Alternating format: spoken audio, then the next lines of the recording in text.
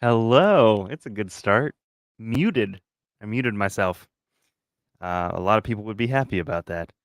Hey, everybody. Welcome to Friday's edition of Night Court. Oh, we're in session. I bet you that sounds better if it's on the table. Yeah, that sounds so much. Well, everything vibrates. Take that how you will. But welcome in. Welcome to Night Court Friday edition. We have so much. There's so much. There's so much to do.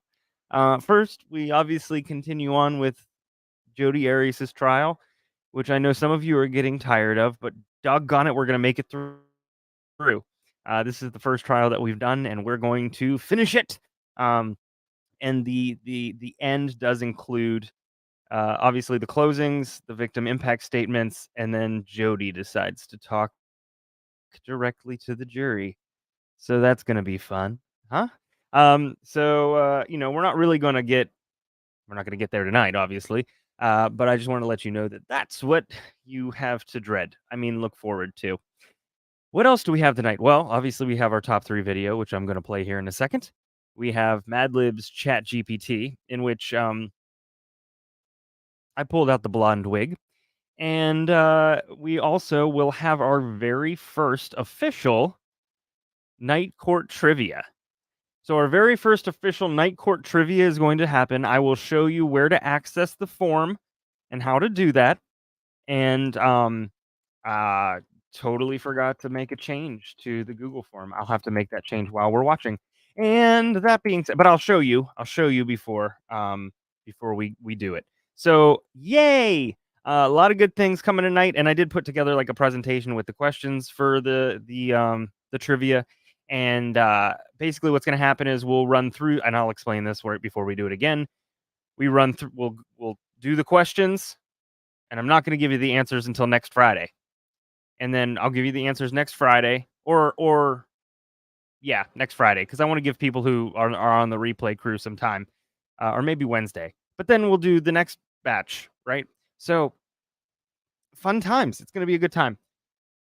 Speaking of fun times, let's go ahead and play that top 3.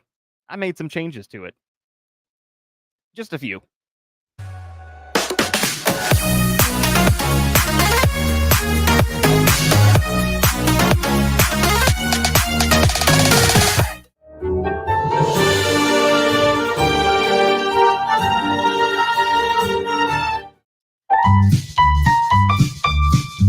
I didn't even know there was a cat on that chair, but there is one.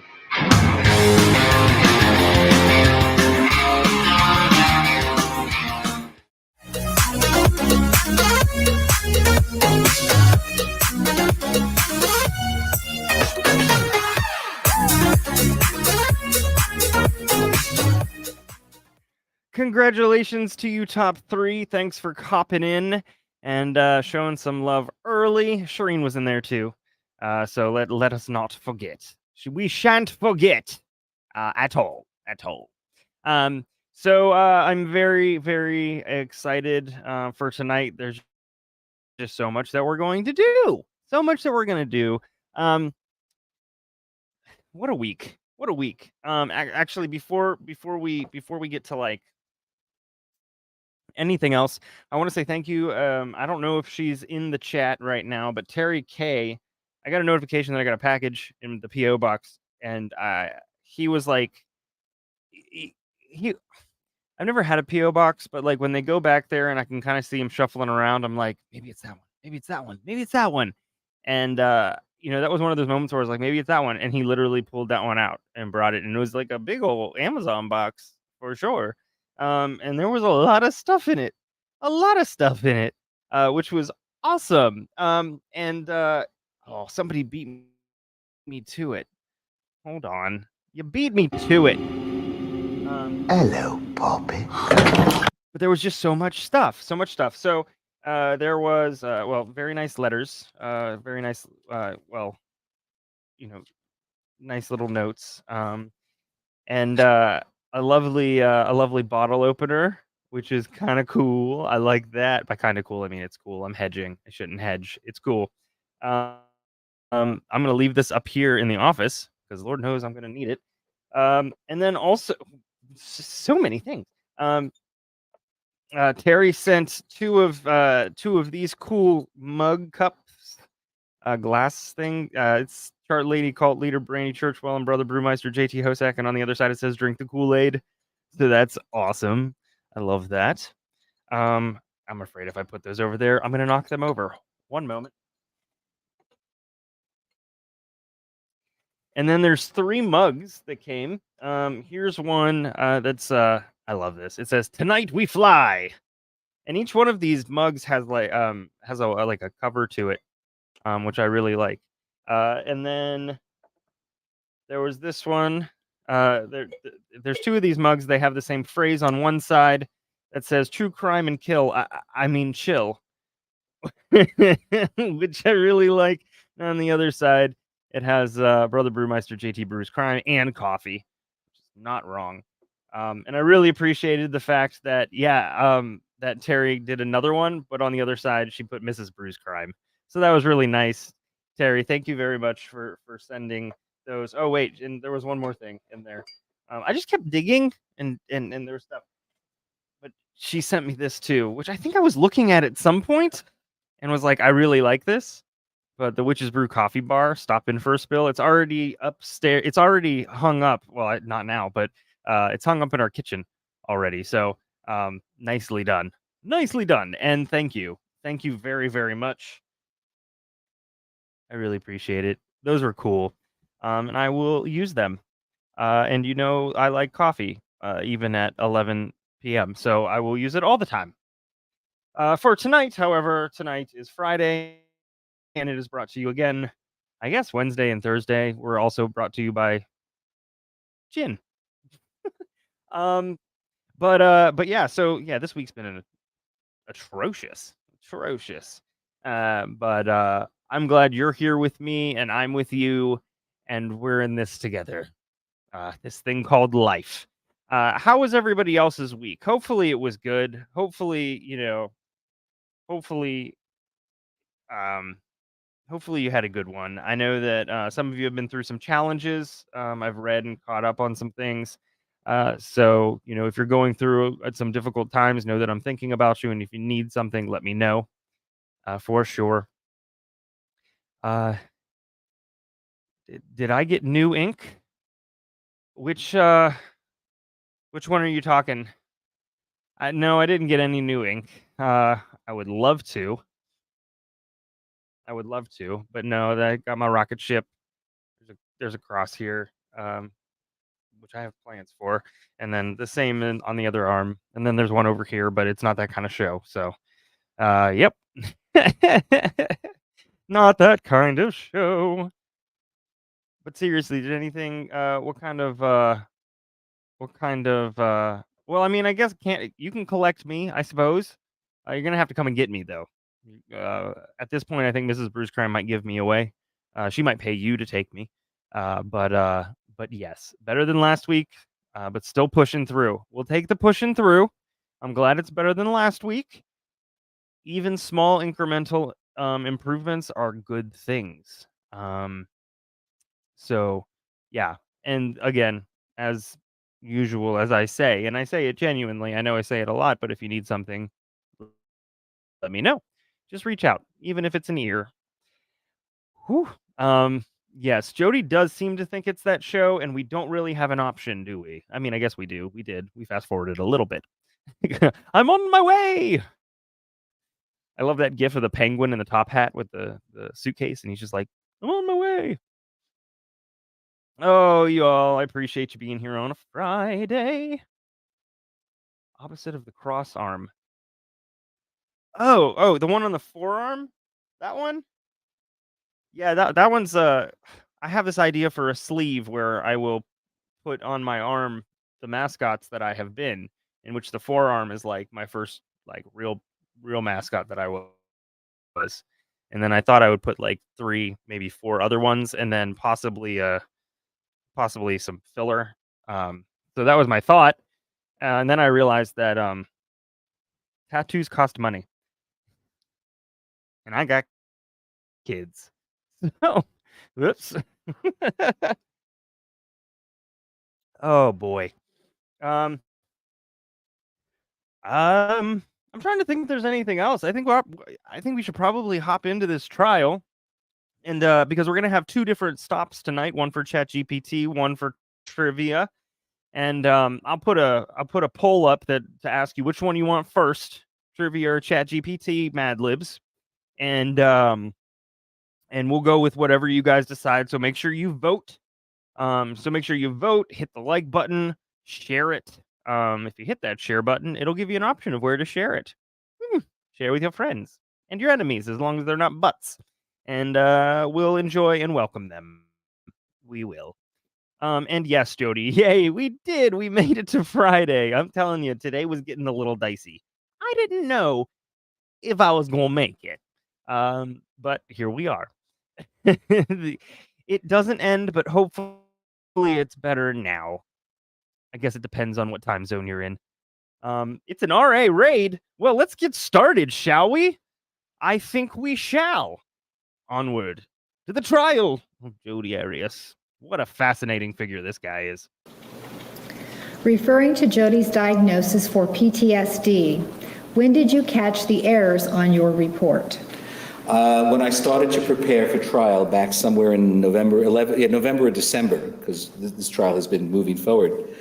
And when I started to review in fine detail, I noticed that I had omitted a couple of letters and numbers. And so I created a separate page with the correct numbers and the various criteria, which I brought to court with me and used as part of my testimony. Do you feel those were big errors? Well, they weren't great errors, but it didn't change the outcome of the report. It would have been a little confusing for someone who was reading, and they would probably have pointed it out to me. But they were a couple of typos, and I admit I made them. You said on redirect that Ms. Arias remembers the beginning of the attack and then the end of the attack.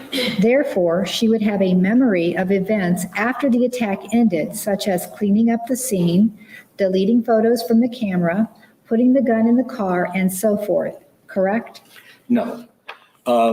She would remember details of the beginning of the trauma, and I don't know how much details you've heard in terms of her recollection in other testimony because of the rule of exclusion. I'm not aware of what others have testified to. But what she told me was that she snapped back into reality when she was near the Hoover Dam and discovered herself covered with blood. That's the end of the incident that I'm referring to, when the chemicals in the brain dropped down to a level where her hippocampus and her conscious awareness were able to kick back into normal. That's the end of the event, not the fact that the stabbings may have been over. She was still in an acute stress reaction at that time. Can the acute stress occur if someone plans to kill versus defending themselves when in danger? Can you repeat that, Your Honor? Can the acute stress occur if someone plans to kill versus defending themselves when in danger? Planned homicide is of a different nature. Sustained. Can you answer yes or no? I'm sorry? Can you answer yes or no? Could you repeat it one more time? Let me see if I can do Yes. it. Can the acute stress No. occur if someone plans to kill versus defending themselves when in danger? Possible, but not probable. Do you often make mistakes in your reports when you do evaluations? No. Jury's vicious. Can you tell us where Jodi said Ryan, I she feel like that was needs when to be she was celebrated. coming out of her fog after the killing? She recalled going through a police or a border patrol checkpoint near the Hoover Dam. That's when she came to, so to speak, found she was covered with blood, and then she said that she suddenly realized something terrible had happened. You seem to have several issues with omitting or forgetting to include information. Do you think that it is important to have an accurate and complete report for a trial like this? Yes. Why didn't you complete a new PDS after Jodi changed her killing story? If her answers were based on an intruder story, how can you say with certainty that she has PTSD if her answers are fictitious? The items on the test that a person endorses are basically a list of traumatic experiences. They include things that happened in childhood. They include things that happened around the time of the actual major event, the most recent one. And in looking at her test results, it appears to me that there would be no change in the numerical scoring. The difference would be in the identification of the stressor. Now, it was Does anybody see obvious Snow White around? that a Because Dopey terrible over here is digging event himself a occurred hole. at the Alexander home. And whether or not it was perpetrated by an outside person or self-perpetrated by her would not change the numerical scoring, but it certainly changes the focus of our attention. If anything, it would make her trauma worse if she was the one who was involved in the killing. Do you consider yourself an impartial third party in this case? I try to be at all times. Do you always develop such a fond relationship with the individuals you evaluate? I wouldn't characterize our relationship as being fond. I'm an impartial evaluator. Do you still think that it was appropriate to purchase a gift for Jodi while evaluating her, or do you feel you stepped over an ethical boundary? There is no ethical guideline regarding purchasing a self-help book for a client that you just met for the first time. No further But you thought it was appropriate for the client you met for discussion the of first the time. book occurred. I just happen to be a compassionate I'm gonna person. bite my pillow. I've Is what done I'm gonna this do. with other clients that I've evaluated if I feel it would help them. But since I can't do therapy and I am a compassionate person and I have been doing therapy and evaluations for 35 years, I feel that that is You not weren't at doing all stepping therapy. over the boundary. You're being an For impartial. the D2 criteria example, you mentioned a phone call between Jodi and her mom. Can you explain what happened on that call and how it fit into that criteria? Yes. We're not talking about one call. Ms. Arias indicated to me that she frequently gets angry at her mother when she speaks to her. And of course, I asked, did this happen once? Did it happen twice? She says, no, it happens with some regularity. So I took that as an indication of irritability. Would anyone having an argument over the phone with a parent fit that criteria? She described it as a venting of her anger towards her mother. And in fact, she indicated that that type of venting towards her mother was usually the most intense of any time that she would vent. Her mother became her target for her frustrations. In your professional opinion, do you think that someone who is able to confront their boyfriends and the women that they are cheating with display assertive behavior? She may have been somewhat assertive at that particular moment, but in general, she has been a very unassertive person.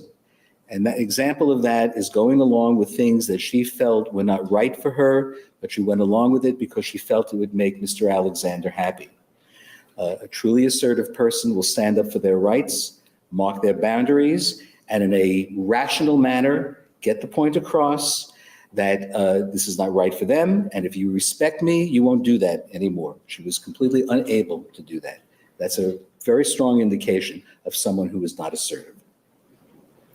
Do medications cause any of the various amnesias you described? Well, yes, in fact, there's a category for medically induced amnesia in the DSM. The kind of diagnosis for Jodi, that of dissociative amnesia, which is frequently occurring in cases of post-traumatic happened to the stress global disorder part? and acute stress disorder, is not the same thing. But in hospital settings with geriatric patients, frequently amnesias can occur as a result of medication. But what's interesting is that once the medication is changed, or they come out of the effects of anesthesia, for example, memory is usually restored. Since you did not meet with Jodi until December 2009, isn't it fair to say you are not 100% sure that Jodi suffered from acute stress? That's correct. We'll have to look at her report. We have to look at the crime scene to infer that that actually occurred. Under cross-examination, you admitted that Jodi having anal sex was relevant to your diagnosis, and then under redirect, you stated it was not relevant. How do you account for this inconsistency in your testimony? The things we were talking about that are irrelevant was the fact that she had tried anal intercourse with 2 prior boyfriends on a couple of occasions. The part of this anal intercourse that was critical in this case was the frequency with which it occurred in her relationship, and the connection of that to other concerns that were expressed to me about Mr. Alexander's sexual proclivities. When a patient or client changes the story, misrepresents, or does not necessarily tell the truth to you, does it raise a red flag? Well, it always raises a red flag. But in my opinion, and consistent with the diagnosis, it is possible that the first story was a form of depersonalization. In other words, a psychological reaction in an attempt not to have to deal with the horrors of what actually transpired on that day. In a sense, she created an alternative reality. Now, you could look at that as a lie, or you could look at that as a psychological defense mechanism and an ultimate example of denial, the creation of an artificial reality. At some point, I actually was considering the diagnosis of a dissociative identity disorder, which used to be called multiple personality, where a person had multiple personalities at different times, personalities that existed separately, but not at the same time. I disregarded that initial hypothesis when I learned more about the case, but certainly that was one of my considerations. Her creation of the story, in my opinion, fits the psychological condition known as denial and known as depersonalization, and it satisfied the need to put an emotional distance between the horrors of that day and her previous belief system of being a peace-loving individual. Sending a self-help book does not seem that it would ensure the success of an evaluation, but would help to ensure the success of therapy. Would you concur? I recommend that book, by the way, is an extremely well-known book. It can help people who are in therapy, and it can help people who have very low self-esteem and make them more comfortable dealing with the realities of their life. That was my main purpose, was to see if I could get her to read that book, perhaps, now I don't know, because I think she told me she read it or was reading it at one time, but I never inquired about it. The idea would be if she could feel more confident about herself, maybe she could let go of this rationalization, of this denial, of this defense mechanism. Whether that was influential at all, I don't know. But ultimately what happened was that she finally admitted the second story. You said on redirect that if someone is making up a story, their story tends to be consistent. Is that correct? Frequently, a made-up story will be consistent from recitation to recitation, and presented with pretty much flat affect, because it is rehearsed. Can't wait to and go back and watch it. They're pulling out that information, not from their experience, but from the memorization of this idea, this script that they've developed in their mind. It's hard to deviate from a script if you're memorizing a script.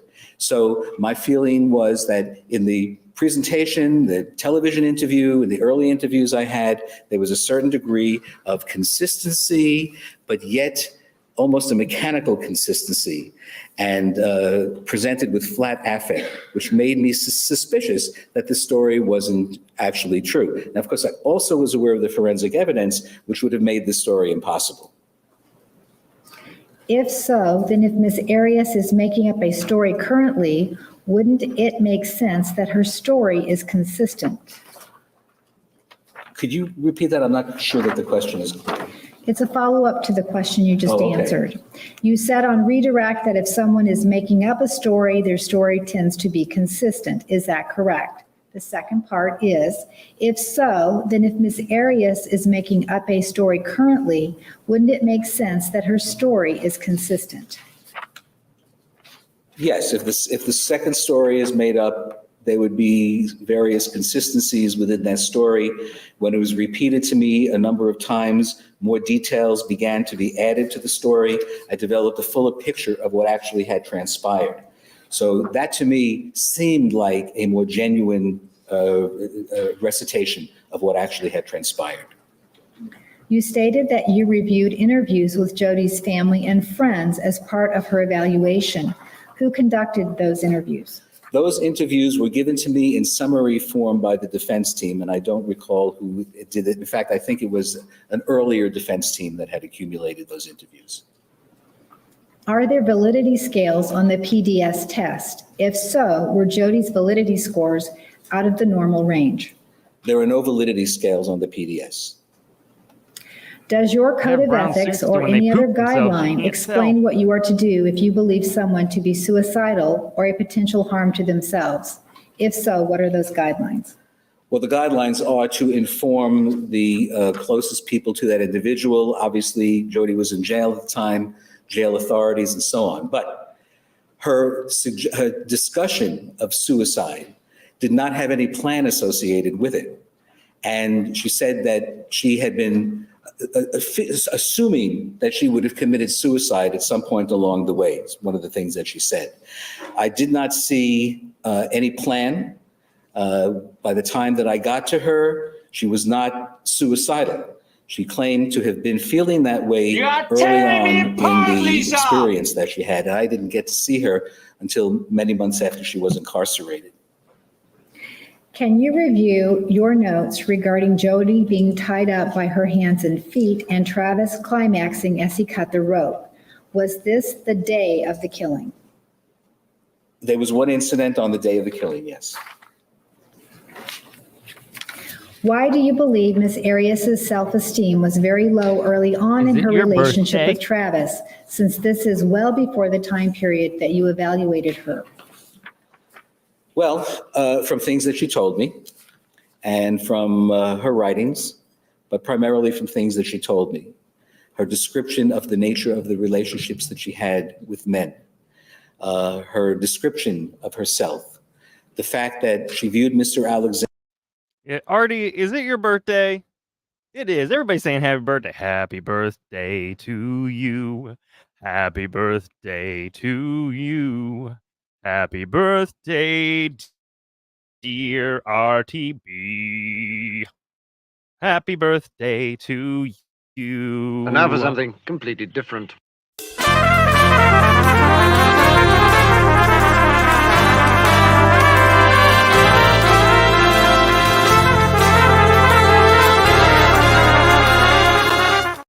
All right, everybody, it is time for the very first Night Court Friday quiz night. And so now it is time for me to show you exactly how to access the quiz form. If you guys remember, we have a link tree, and one of our mods will pop in the command so you can click on it.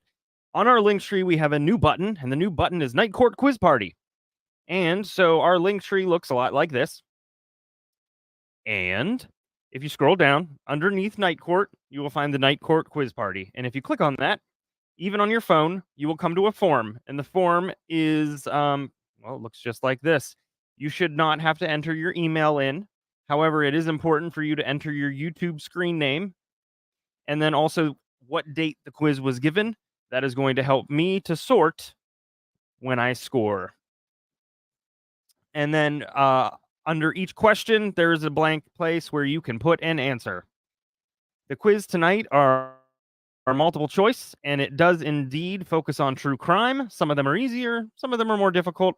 For some of you all, you'll be like, why did you even try to do this quiz? Because I knew everything 10 years ago. So that's how you do it. You click on the Linktree link. If you have your phone, you can actually save that Linktree link to your home screen. It looks like an app. You can click on it, and boom, you got access to everything. 13th Juror. So everybody, I'm gonna give everybody like, I don't know. You guys have like 3-4 minutes to access the form. Let me know if you're having difficulties. Hopefully you don't. The idea was to make this as easy as possible. And I'll bring that up too, because that would be the link. The link is right above. Some of the commands have gone in there. Also, if you need to type it in, it's right there. So yes. Cool, accessed, great.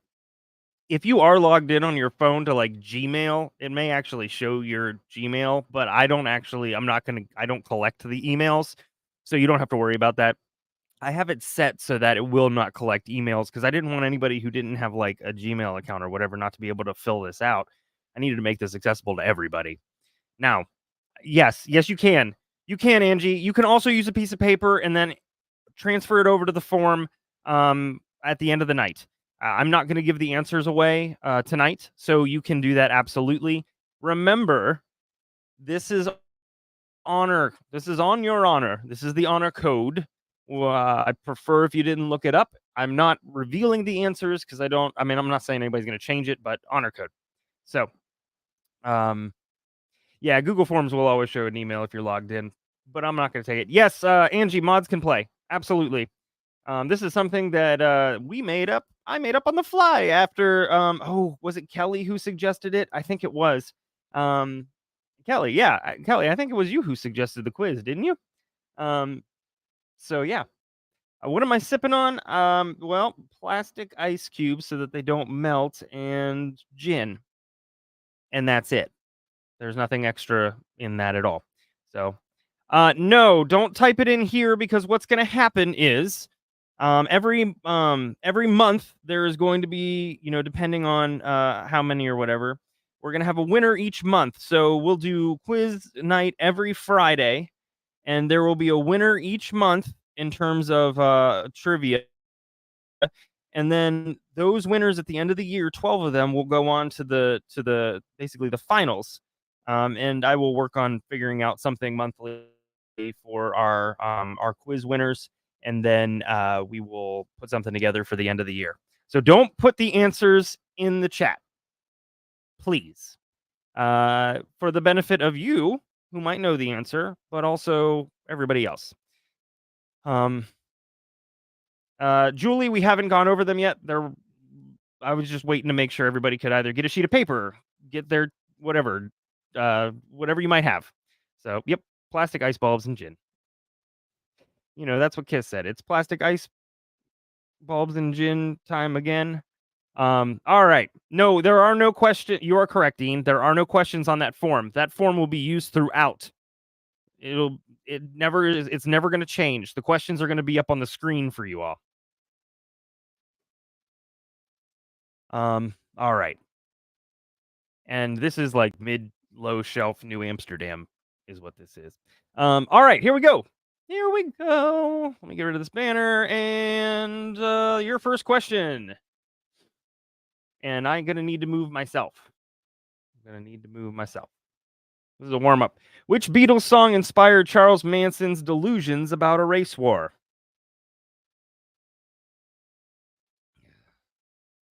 Can answers be emailed if issues accessing the site? If you have issues accessing the site, write your answers down. Send me a message or an email letting me know you had a difficult time, and I'll try and walk you through it. What's today's date? Today is the 25th of August. All right, which Beatles song inspired Charles Manson's delusions about a race war? Hello, Goodbye, Hey Jude, Helter Skelter, or Ticket to Ride? Jodi, I just showed the form, the Google form, and how to access it via our link tree. I will show it at the end as well, just so you can see it. All right. Next question. Who operated an elaborate murder castle during the 1893 World's Fair in Chicago? Was it John Wayne Gacy, H.H. Holmes, Mary Bell, or David Berkowitz?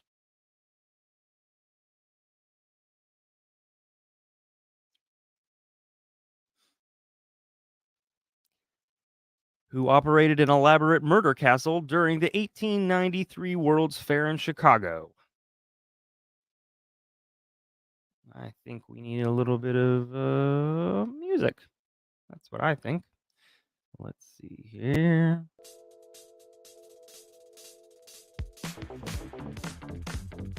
All right, there we go. All right. Next one. Which of the following killers eventually turned themselves in? Was it Eileen Wuornos, Gary Ridgway, Edmund Kemper, or Ted Bundy? I thought of everything but quiz-specific music.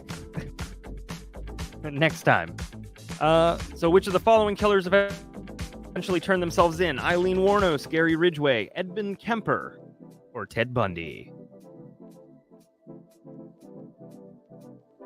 Now know this. Again, I will show you how to submit answers at the end of the quiz. I'll probably do it for a couple of weeks just to remind everybody. And then I will also will not close. I mean, you're able to submit up until I release the answers, which will either be Wednesday or Friday next week. So if you have to go back and you have to look at the video, you can. All right, next one. What was the name of John Gacy's clown alter ego? Funny, Pogo, Pasty, or Loco?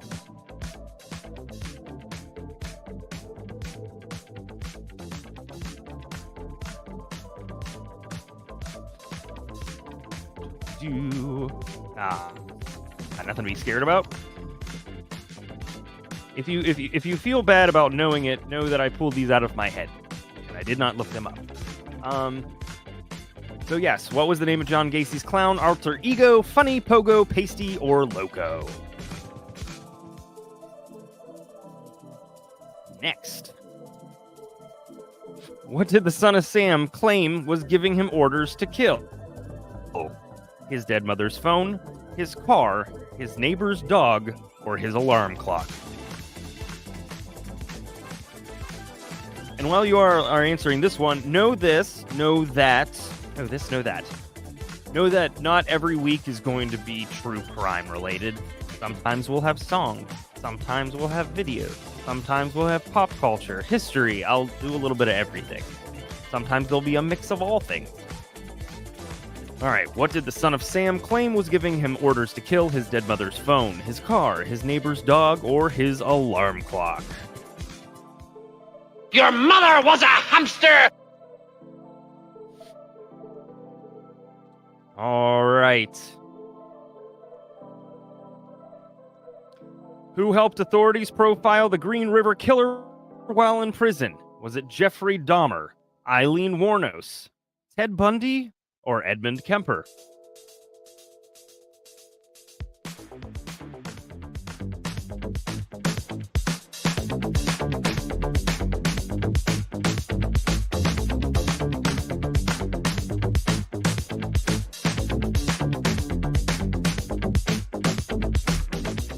If you're answering in the chat, please don't.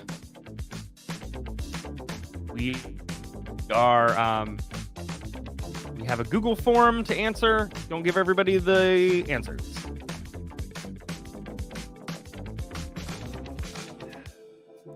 What number are we on? We are on, this was 6. All right.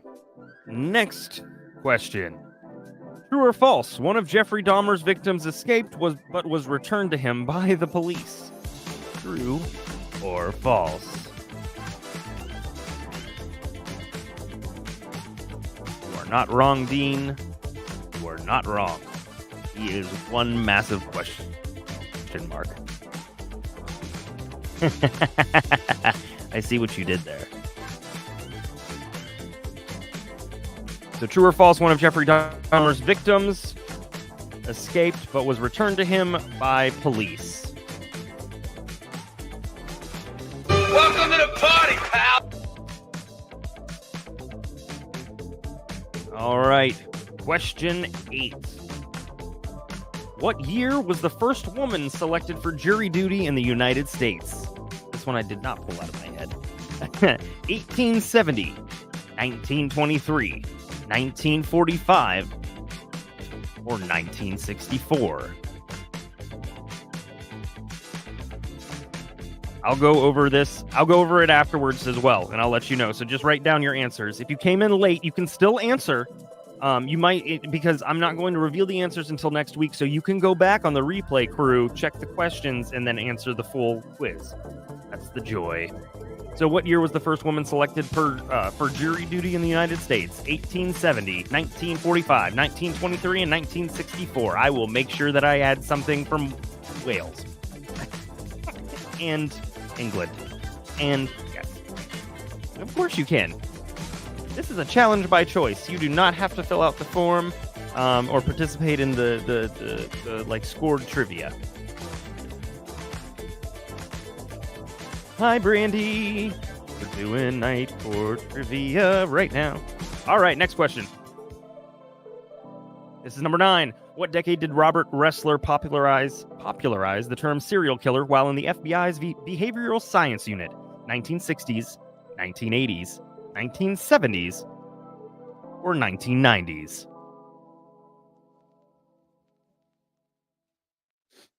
Again, what decade did Robert Ressler popularize the term serial killer while in the FBI's behavioral science unit? 1960s, 1970s, 1980s, or 1990s?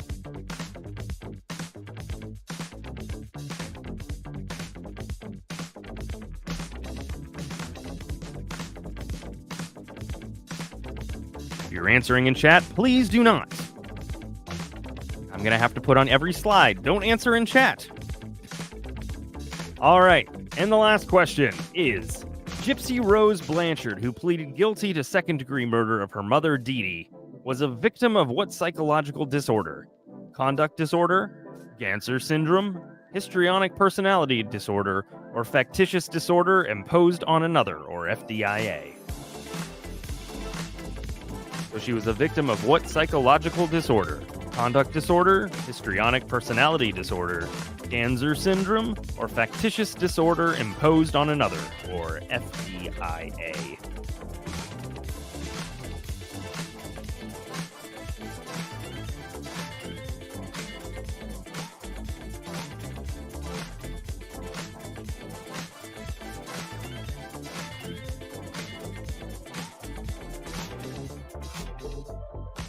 How's everybody doing? Does anybody need me to go? We'll go over each one more time. All right. Here's the first one. Which Beatles song inspired Charles Manson's delusions about a race war? Hello, Goodbye, Helter Skelter, Hey Jude, or Ticket to Ride? Number 2. Who operated an elaborate murder castle during the 1893 World's Fair in Chicago? John Wayne Gacy, Mary Bell, H.H. Holmes, David Berkowitz. Number 3. I can't count. I didn't come here to math. Which of the following killers eventually turned themselves in? Eileen Wuornos, Gary Ridgway, Edmund Kemper, or Ted Bundy? Number 4. What was the name of John Gacy's clown alter ego? Was it Funny, Pogo, Pasty, or Loco? Number 5. What did the son of Sam claim was giving him orders to kill? His dead mother's phone, his car, his neighbor's dog, or his alarm clock? Who helped authorities profile the Green River Killer while in prison? Jeffrey Dahmer, Ted Bundy, Eileen Wuornos, or Edmund Kemper? Number 7. True or false, one of Jeffrey Dahmer's victims escaped but was returned to him by police. Number 8. What year was the first woman selected for jury duty in the United States? 1870, 1923, 1945, or 1964? Number 9. What decade did Robert Ressler popularize the term serial killer while in the FBI's Behavioral Science Unit? 1960s, 1970s, 1980s, or 1990s? And finally, question 10. Gypsy Rose Blanchard, who pleaded guilty to second-degree murder of her mother Dee Dee, was a victim of what psychological disorder? Conduct disorder, histrionic personality disorder, Ganser syndrome, or factitious disorder imposed on another, or FDIA?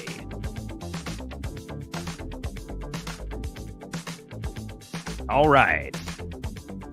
If you weren't ready for tonight, that's okay. It doesn't matter. We're going to do this every Friday, and you still have a chance to win the month. And then, each month we will play, and we're going to... What's the word I'm looking for? Each month we're going to play all year, and then each month there's going to be a winner. And then at the end of the year, 12 people are going to duke it out for the ultimate tournament. Okay, so let me find what I was mentioning earlier. All right, so in order to submit your answers, you're going to go to our link tree. Okay, you're going to go to our link tree, and you are and you scroll down, and you click on Night Court Quiz Party. Once you click on Night Court Quiz Party, you will access the Google form for the actual quiz. You'll enter your YouTube username in the space, and then also what date the quiz was given. Those two things are really important. Please be consistent across the board. That will help me tally up each month all of your answers, whether they were correct and incorrect, and then come up with a top, be able to kind of present a top 5, top 10. And then each question, of course, has an answer spot below, and then you click submit. And that's how it goes. So you go to our link tree. If you're having a hard time accessing our link tree, that's okay. You can write your answers on paper and then go to the link tree in your spare time before next Wednesday. And then as long as you enter it before next Wednesday, it'll count. Okay. And again, this is honor system. This is the honor system. So please don't look up the answers. Be honest with everybody. Be kind. And be fair. So that's how I feel about most things. If I can do it, anybody can. And hopefully we get into a rhythm. And I don't know why my voice decided to do this. It's weird. But yes. So thank you for trying this out with me. It's always an experiment. Always an experiment. But we had 91 people in or more, and I wanted to make sure we kind of got started on that. So, congrats. We finished our very...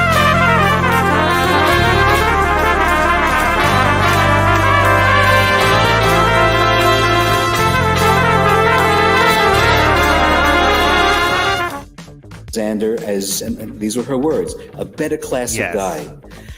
She believed, almost considering him to be like a guru, someone who was going to help her rise above the level that she was currently living. And these are things and statements that someone who is looking for an answer, someone who feels they need a hand, will frequently say. She also tolerated abusive behavior, in my opinion, that many assertive women would not put up with, including sexual encounters that were uncomfortable, being disregarded in mixed social situations, being asked to leave the grandmother's house through a window so not to be caught, feeling publicly humiliated, and then going back to the situation with Mr. Alexander. It was a litany of these kinds of stories told to me that made it very easy for me to consider her as a person with low self-esteem. In your years of experience, wouldn't you say low self-esteem is quite normal in the general population? It's not normal, it's reasonably common, and it certainly should become a target of a therapeutic intervention, because self-esteem truly limits a person's ability to make a mark in this world. So I wouldn't call it normal. It's still an undesirable condition. It's not uncommon, but it's certainly not normal. How do Jodi's test results go toward her diagnosis of PTSD if she was still telling the intruder story at the time of the test? My diagnosis of PTSD was based upon the fact that she met the criteria as listed in the Diagnostic and Statistical Manual for PTSD. The tests, in my opinion, confirmed my selection of that diagnostic category, but the diagnosis could have been made without the presence of those tests. Within the norm population used for a given test, if a segment of those individuals were to lie, could that cause a loophole, for lack of a better term, in that test that could possibly allow a client taking that test to lie without detection? If the validity scales on a test were created with a group of people who lie regularly, it would certainly skew the results. But again, the PDS test does not have a lie scale or a validity scale built into it. The MCMI does, but that is based upon thousands of individuals taking the test and comparing their results with what else is known about those individuals. So when a test has a validated lie scale or an inconsistency scale or an exaggeration scale built in, that's a pretty good determiner of not whether they lie in general, but whether or not they're lying on that particular test. The scales that portend to detect lying in general are not very effective. Is there an assumption that those in the norm population are answering truthfully? Can you please repeat that, because it's a general question? Is there an assumption that those in the norm population are answering truthfully? Yes. Sure did. Isn't it possible that a hypothesis formulated early on could skew results when tests are evaluated by the same individual that formed that hypothesis? Well, if the individual was not a trained psychologist or psychiatrist or mental health worker, it's possible. But keep in mind that the MCMI test was scored by a computer, which is the reason why I prefer to use computerized scoring when it's easily and readily available, and especially if there's any complexity to the scoring.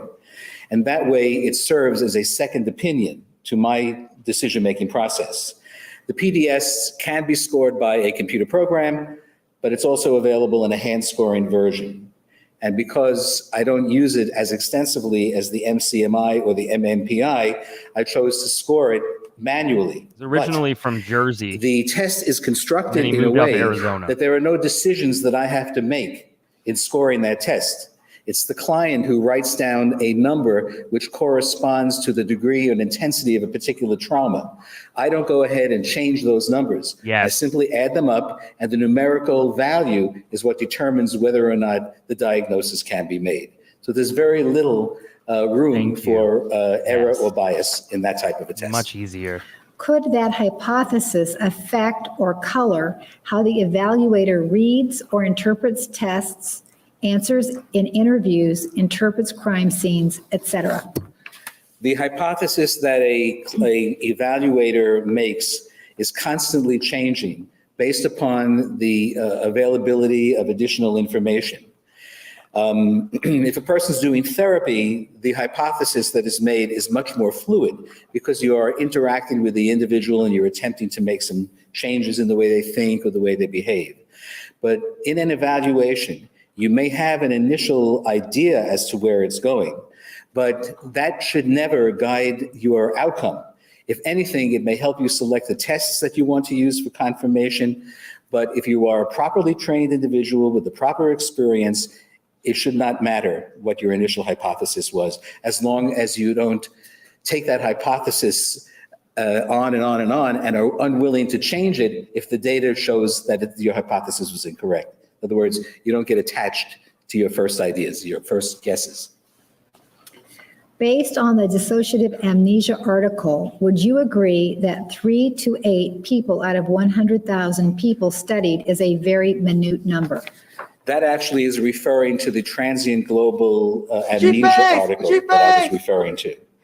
And I selected that article not because it's directly related to this case. Question. Sustained. Regarding the fight-flight response by Jodi on June 4, was there ever any discussion between you and Jodi regarding her response and why she did not flee from the bedroom? Well, what she told me was that she did try to flee, and at some point she felt that she needed to protect herself. So I think that she did engage first in flight, and then only when threatened further in fight. Is it your normal practice to fill out the answers on the questionnaire for those you are evaluating? Sometimes I may do that for them, and sometimes not. Most of the time I have people do it themselves, but this particular case I filled it out. Do you have any concerns with errors or incorrect responses? No, my work was checked several times. If a patient you saw consistently lied and kept to that story, then answered a test or series of questions based off of the story the client believed, how could that test reveal that they are lying, especially if that person remained consistent within the series of lies?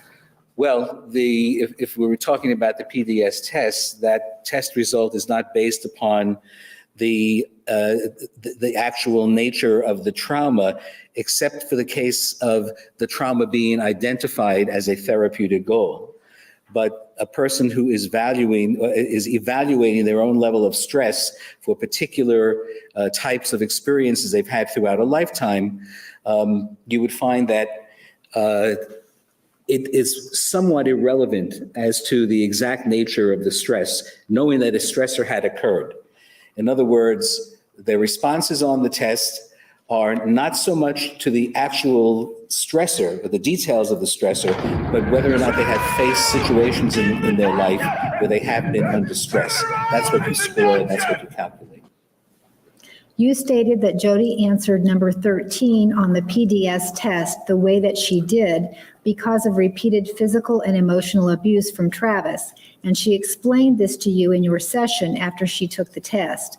When she took the PDS test, wasn't she still telling the intruder story and had not told her story about Travis's abuses yet? Yes. No, she told me about his abuses early on, but not the actual incident of the killing. Are questions number 16 through 21 on the PDS test based on the event listed in question number 14 in the time frame in question number 15, which would be the intruder story from 6 months to 3 years ago? Yes, that's true. If yes, this event never happened. So those answers, number 16 through 21, are based on a fictitious story. Is that correct? That is correct. Are these questions, number 16 through 21, part of the overall score to determine whether Jodi has PTSD or not? Yes. Do you feel comfortable with diagnosing a person with a condition if they continually lie to you, hypothetically speaking? I would not make a diagnosis if I was aware that someone was telling me a lie. But her interview data, the crime scene data. Objection, you know the scope of the question, generally speaking. He's attempting to answer the question, so it's not left wondering what exactly he meant. Overruled. You may continue. Okay, could you please repeat the question? Do you feel comfortable with diagnosing a person with a condition if they continually lie to you, hypothetically speaking? Well, if I knew someone was lying and what they were telling me was unsubstantiated by anything else, and somehow I knew that they were lying, I would not make a diagnosis. That would be inappropriate. Regarding question number 29 on the PDS test, Not being able to remember an important part of the traumatic event. Jodi scored this a 1, indicating this doesn't bother her often. Considering that she killed Travis and claims significant memory loss during the event, doesn't it seem inconsistent this wouldn't bother her significantly? If the memory has not been formed and it's not there, then thinking about it doesn't really occur. And therefore, she may have been reporting that she doesn't think about it, or the actual incident, because she simply doesn't remember it. So that would be consistent for someone with amnesia. Given that the Time article mentioned that homicide suspects have reported memory loss, is it possible that a person can plan and carry out a murder and still suffer memory loss, acute stress disorder, or post-traumatic stress disorder? Possible, but less probable. Even if intentional, I got isn't a it fever. possible the event would still And be the only considered prescription- stressful? Is more juror Is that referring questions. to that same question? Yes. It's possible, but not probable. If Jodi was in fight or flight mode when she ran out of the bathroom, why would she run into the closet and corner herself? From my understanding, the closet had 2 entrances. It was a pass-through between 2 rooms. And so I don't think she viewed it as a place to hide so much, but as a place to walk through or run through in order to run away from Mr. Alexander. Wouldn't someone in fight or flight mode want to get away from the danger? Usually that's the first step, but if you can't get away from the danger, then the next thing to do is to fight. Would they want to get help from someone?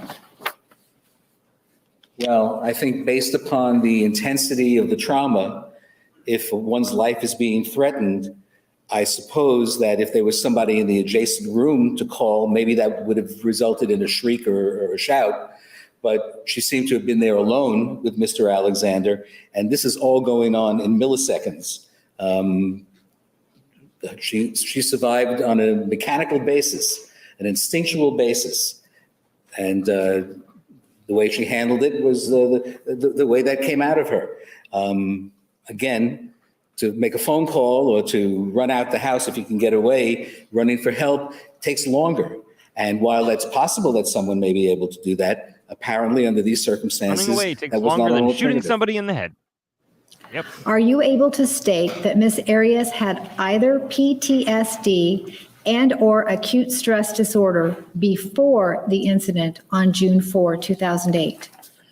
I can't determine whether or not she experienced an acute stress disorder at another point in her life, and whether or not if she may have been diagnosed with PTSD at that time, although from what I was learning from talking to her, many of these symptoms occurred after the incident had occurred, such as the emotional numbing, the physiological reactions that she was experiencing, etc. So while it is possible that she might have been diagnosable with PTSD, I didn't see the likelihood that that was the case. Would someone who plans to kill another and does be less likely to suffer acute stress than someone who kills an individual accidentally? Accidentally? Well, if we're referring to something like a hunting accident, again, Nice. you're not, if you accidentally shoot somebody in the woods, you have a very lower likelihood of falling into a flight or fight response. So the likelihood of developing an acute stress disorder is probably less for that type of circumstance than if you were planning to kill somebody. But on the other hand, if the killing occurs within the context of an argument or a fight, or is emotionally charged and comes up suddenly, there's a greater chance that someone will enter an acute stress reaction or develop an acute stress reaction. Is it possible that Jodi didn't write negative things about Travis because there was nothing negative to write? While possible, that would be inconsistent with what I learned later on about the nature of their relationship, and in seeing some of the text messages in listening to some of the telephone calls between the two of them, or the telephone call between the two of them, there was an indication that it was a rather tumultuous relationship. And so therefore, while she didn't We're all write on the about same these page things in here, her right? journal, I don't have that to was get all worked consistent up. with her style of glossing over difficult times with Travis that was supported by other information that was made available to me. If one has suppressed feelings repeatedly, would it be a natural reaction once the dam breaks, for example, a gunshot that hits Travis, for all the repressed feelings to express themselves in carrying that violence to the extreme, overall of stab wounds? Could you please repeat that again? If one has suppressed feelings repeatedly, would it be a natural reaction once the dam breaks, for example, a gunshot that hits Travis, for all this repressed feelings to express themselves in carrying that violence to the extreme overall of stab wounds? Yes, that is a characteristic of an emotionally charged killing. If something is premeditated, is amnesia more or less likely to occur? I would say less likely to occur. You stated that Jodi did not have control of what her mind was doing during the killing. If that is true, how do you explain her dragging Travis's body and trying to clean up the crime scene? The attempts to clean up the crime scene appeared to be rather frenzied, disorganized, impulsive, and not well planned or thought out. These are characteristics seen when someone is in a state of acute stress. If you would predict that if someone had planned this terrible deed, that plans would have included cleaning up the crime scene in order to get away and reduce the risk of apprehension. But that was not the case in this particular incident. In earlier testimony, you stated that once you found out the true story, you should have retested for PTSD, but didn't because it was an oversight. Just now, you said you didn't retest because you believed her score would remain the same, which is Good correct. night. When I was being questioned on Monday, I must have been, I admit, I was a bit thrown by the veracity of Mr. Martinez's questioning. Sustained. So I was a little thrown. First of all, there is no set procedure that would require me to do a retest. In terms of my later analysis, Sounds like it's after a shitty procedure, it to was be made honest, clear sir. that I had tested her prior to the story, I reviewed the material and made the determination that the score would have been essentially the same. Welcome to the party, There is pal. no set requirement that I test to begin with, and there's no requirement that I need to retest either, nor is there a requirement that I test at all. The diagnosis was an initial hypothesis, and it was reinforced not only by the PDS, but also by the MCMI and all subsequent information that I learned about this case.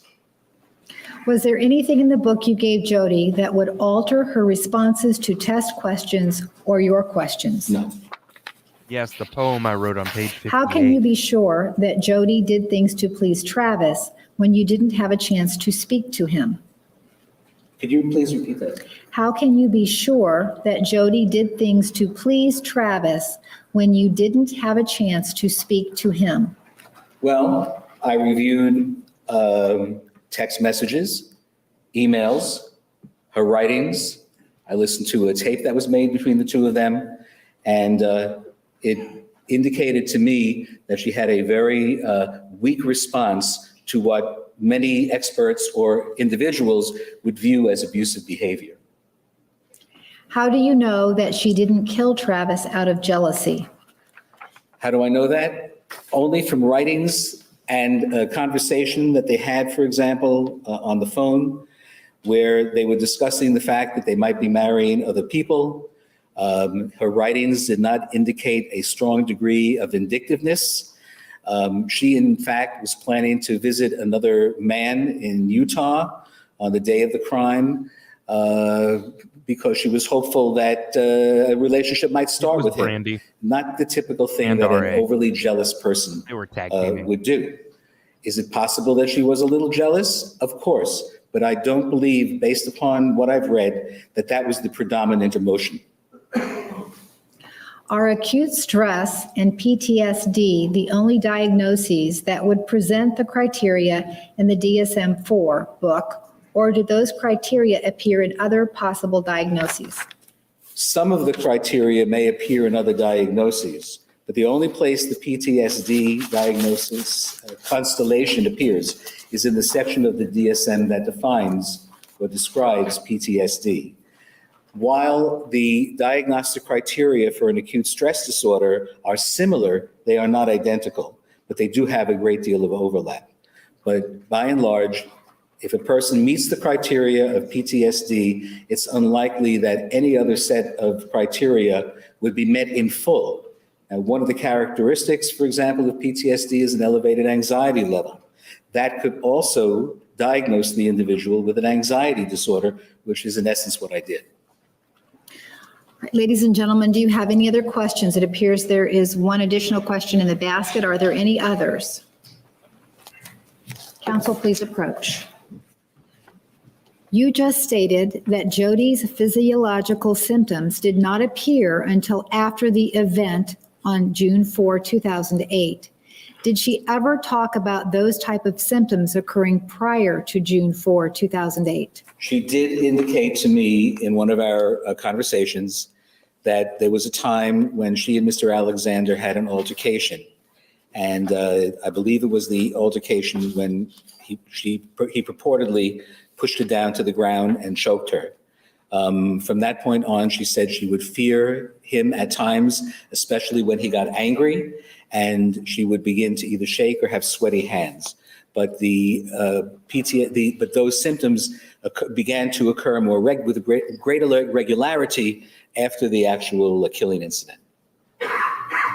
Follow up from the defense.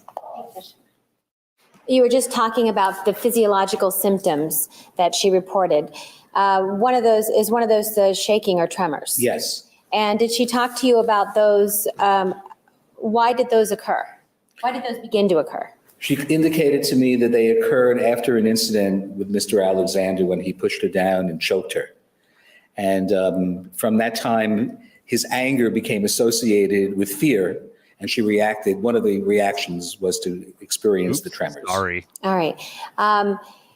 And with regard to the anger and the fear that she felt, is this something that she described for you from the beginning of your meetings? Yes. And is this something she talked to you about, even though she was still telling the intruder story? Yes.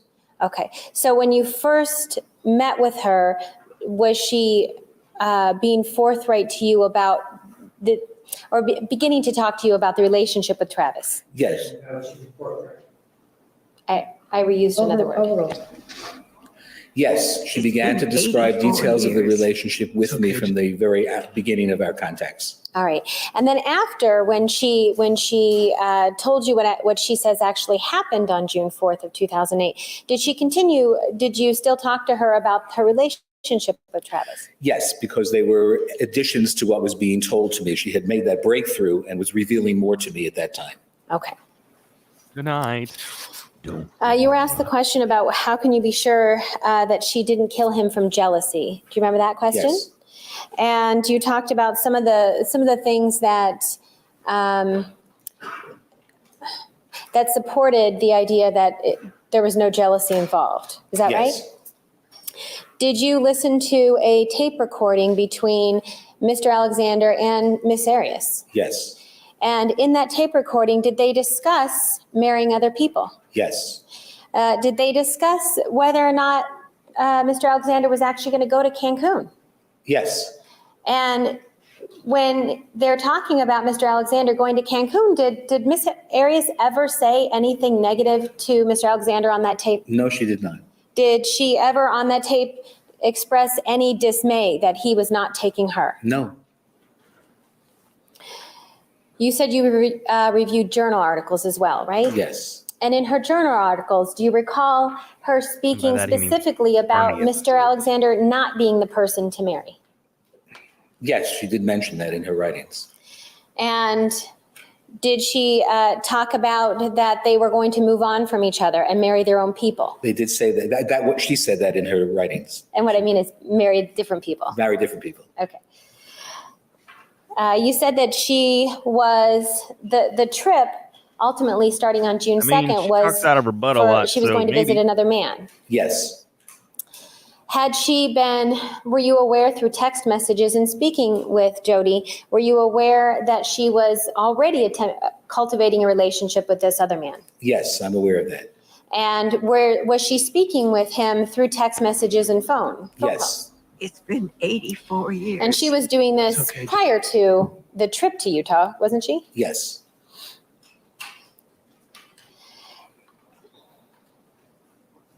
Are you He's aware sleeping. of Finally. her moving away Not from gonna Mr. wake him up. Alexander? I am. And once she moved away from Mr. Alexander back to California, did you review text messages during that time talking about how good she felt? Yes, she said that she felt better being away. And is that in any way indicative of jealousy? No.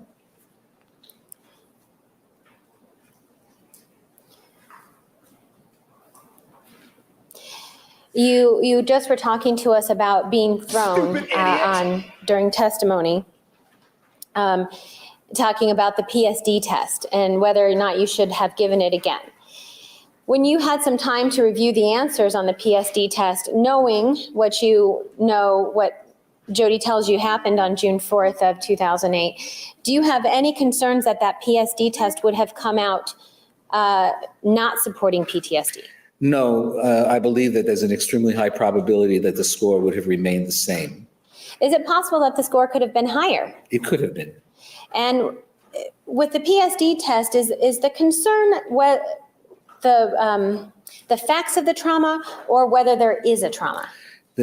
What it's measuring is whether or not there was a trauma and how seriously did that trauma affect you and in what ways. But the specificity of the trauma is really more of a therapeutic issue.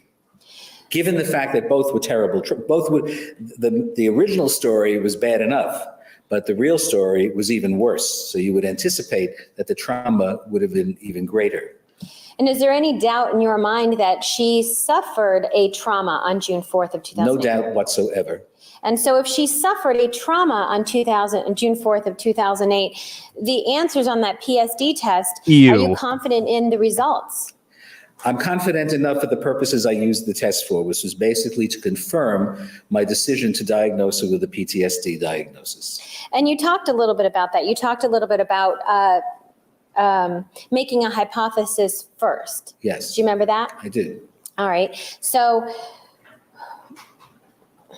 Oh my God. so when psychologists or doctors need to make or diagnose somebody, see if there's something wrong with the patient, do you walk in and give them a battery of tests? That's not typically how it's done, no. Why not? Well, you don't know what tests to give. The purpose of tests is to refine your initial hypothesis. And so the first few interviews are very important in helping you formulate your thinking. Now, with a certain amount of experience and having worked with many people who have these disorders, it becomes relatively easy to recognize the presence of PTSD, because in your mind, you're comparing what they're telling you and what's going on with them with the criteria from the DSM. So as soon as I had indicated earlier, I had a previous diagnosis, perhaps a dissociative identity disorder. I eliminated that one as we spoke further. So PTSD came up next. I began to ask questions over and over again to make certain that was the case. Then I administered the 2 tests, which supported it, and that confirmed the diagnosis for me. You also mentioned that whether or not you gave the test, would you still feel comfortable diagnosing Jodi with PTSD? In most of the therapy work that I do, we don't do psychological, I don't do that much therapy anymore, but we didn't do psychotherapy routinely, in part because the insurance companies were reluctant to pay for testing. In those cases where I did use testing, I would very often administer it several weeks into the work, not so much for the diagnostic purpose, but to get a little bit more second opinion about that individuals in certain characteristics, such as their personality, their emotional state, the level of anxiety, and so on, which I would use as a second opinion.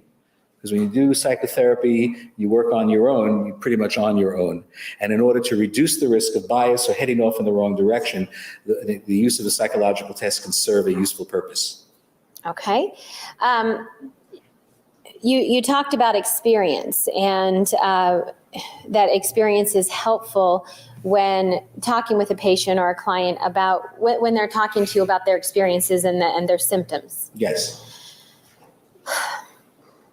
Do you think it's similar to a medical doctor when somebody walks into a medical doctor and says that they have pains somewhere? Doesn't that medical doctor want to know where the pains are first before they send the person out for tests? Absolutely. There's medical Approach.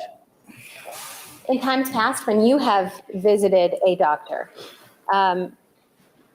do they immediately send you out for testing, or do they ask you questions first to know what kind of medical test to give you? Well, the proper approach would be to learn as much as you can. Not answering the question.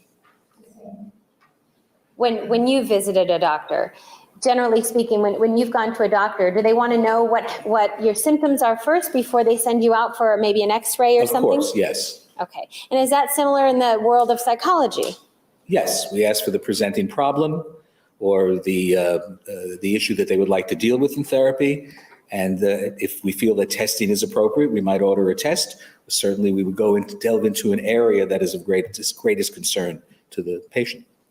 All right. And so when you have experience, such as the amount of experience that you have, 35 years, does that come into play when you're listening to these people talking about their symptoms?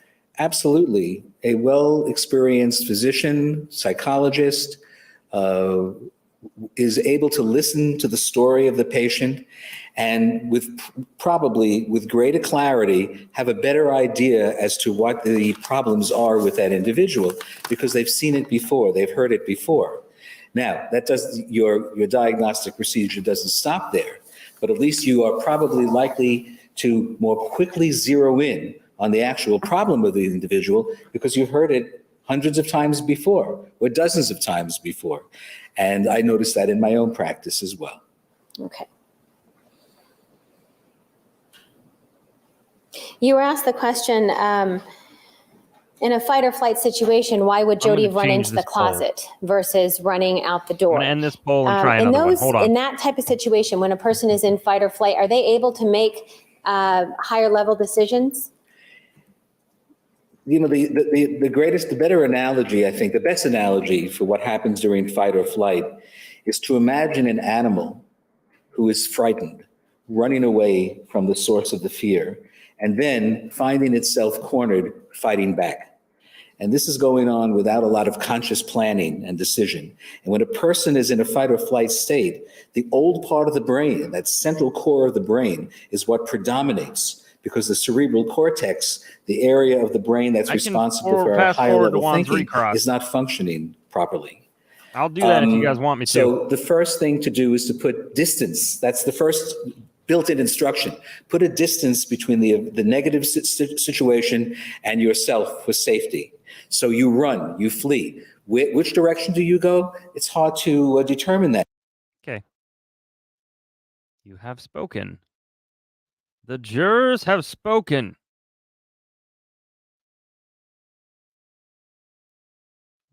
I love that face.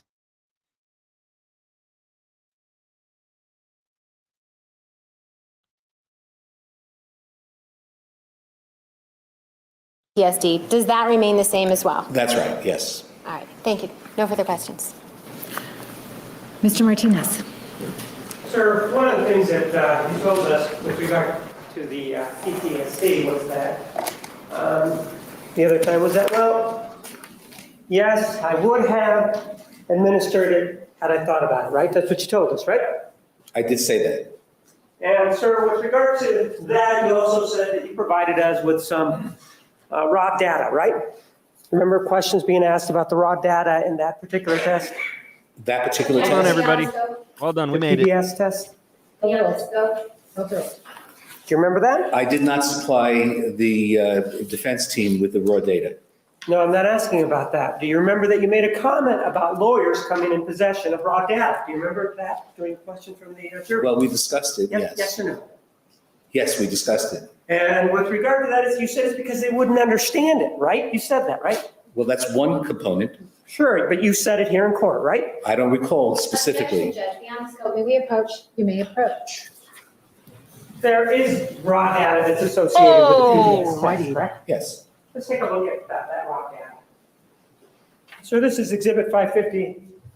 Take a look at it and see if you recognize that as the raw data involving the PDS test that you said did not need to be readministered today. Yes, that's it.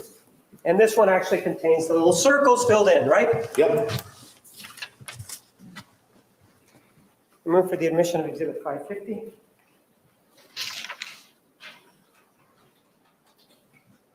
Judge, may we approach? Yes. So let's take a look at Exhibit 550 and the worksheet that's associated with that.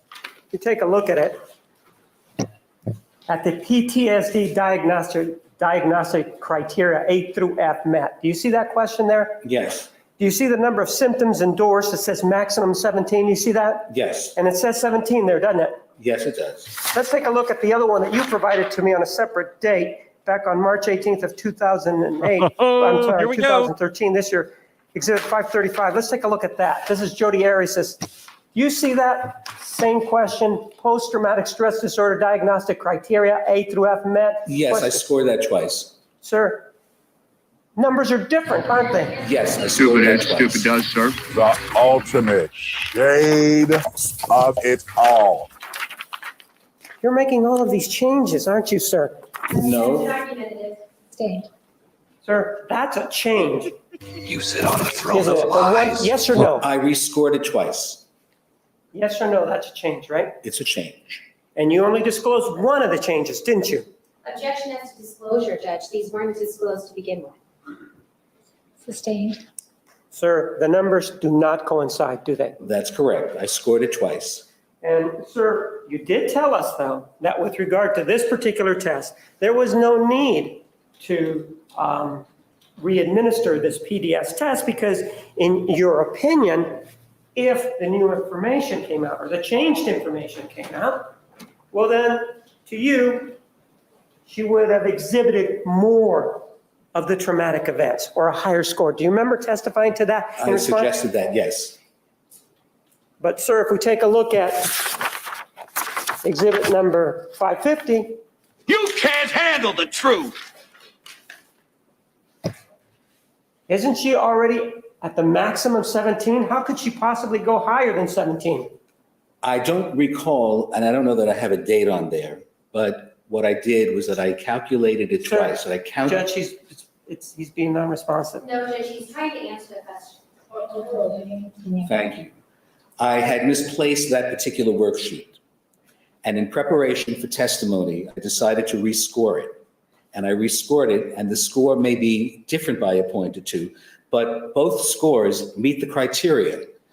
There's no difference in terms of the outcome of that test based on the score of 17 or 15. First of all, Brad, did 3 you months, tell thanks us for when being we were with us. talking about exhibit Yeah. 535 that Yeah. you had misplaced the original? You didn't tell us that, did you? I don't recall that I did, no. And with regard to when you testified today, my question is much more direct. Isn't it true that in response to a question from the jury, you were asked, well, if this other story was known at the time that you took this PDS, would the scores be the same? Do you remember being asked about that? I did, yes, I And do you was. remember saying in response to that question, well, it's not really something that you were concerned with, and the reason you weren't concerned with it was because you said that she would have scored higher anyway, right? Didn't you say that? What I was referring to, Yes or no? I sir? can't answer yes or no, sir. You don't remember saying that to a response to a juror's question, yes or no? And if you do remember, yes, and if I you don't remember. Do you have problems with your memory then? No, sir, no more problems than you do. Sir, Overruled. The answer will stand. sir, with regard to this issue, Spicy.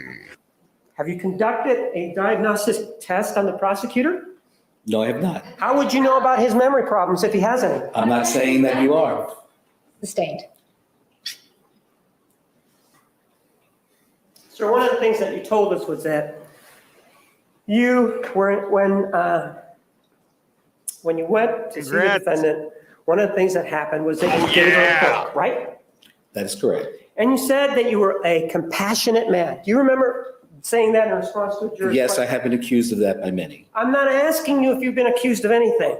I'm asking you whether or not, in response to a juror's question, you said that you were a compassionate man. Yes, I did. And with regard to compassion, isn't that just sympathy for an other individual and whatever situation they may be in?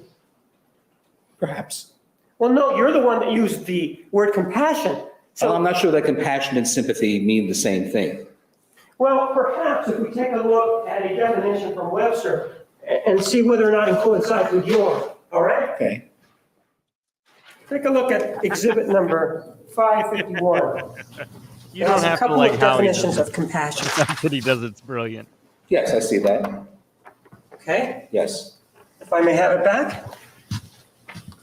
Doesn't it say that compassion could be sympathy for the distress of another? Yes. And so when you said that you had compassion, you told us that you had sympathy for the defendant, didn't you? Well, that's Webster's definition. I use the word compassionate. Right, and we just talked about how Webster defines compassion, right? Are you- Correct. Objection, Your Honor. This is beyond the scope. Did anybody see Kirk tell her to object? Watch this. She was lost. Ready? Yes. And so when you said that you had compassion, you told us that you had sympathy for the defendant, didn't you? Well, that's Webster's definition. I use the word compassionate. Watch Right, Kirk. and we just talked about how Webster defines compassion, right? Are you, Correct. Objection, Your Honor. This is beyond the scope. Overruled. are you saying that you have a different definition of compassion than Webster's? I'll go by Webster's definition. All right, so Webster then talks about sympathy for the distress of another, right? That's correct. And so you said that you gave the book to this defendant after your first meeting with her, right? Correct. And so that means that, and how long did that first meeting last? 2, 3 hours, 4 hours perhaps. What was the date? I can look that up. Go ahead. Yeah, 12/16/09. State moves to the admission of exhibit 551. 551 is admitted.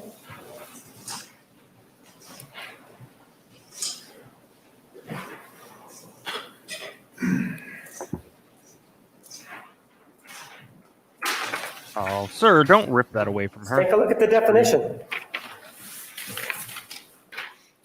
You see that? Absolutely. It says sympathetic consciousness of others' distress together with a desire to alleviate it, right? Yes. So what this says is that you now want to alleviate the defendant's distress, right? My nature is to help people who are in trouble. And that's therapeutic, isn't it? No, it is not. It is a Well, desire on my part. Therapy is a process. There was no process of therapy conducted. It's a desire on your part. And that's part of the bias or the thoughts that you take into this evaluation, right? My training of 35 years has taught me not to inject any bias whatsoever in the impartial evaluations that I conduct. And that training in 35 years has also taught you to omit certain things from your reports, right? Like omit what? Like in finding PTSD. Let's take a look at that. Hold on. Exhibit number 544, that training of 35 years that you're talking about, sir.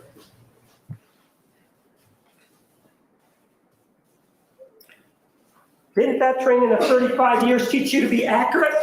I absolutely, but I didn't have training as a typist and I omitted a couple of numbers, which I then corrected prior to coming to court.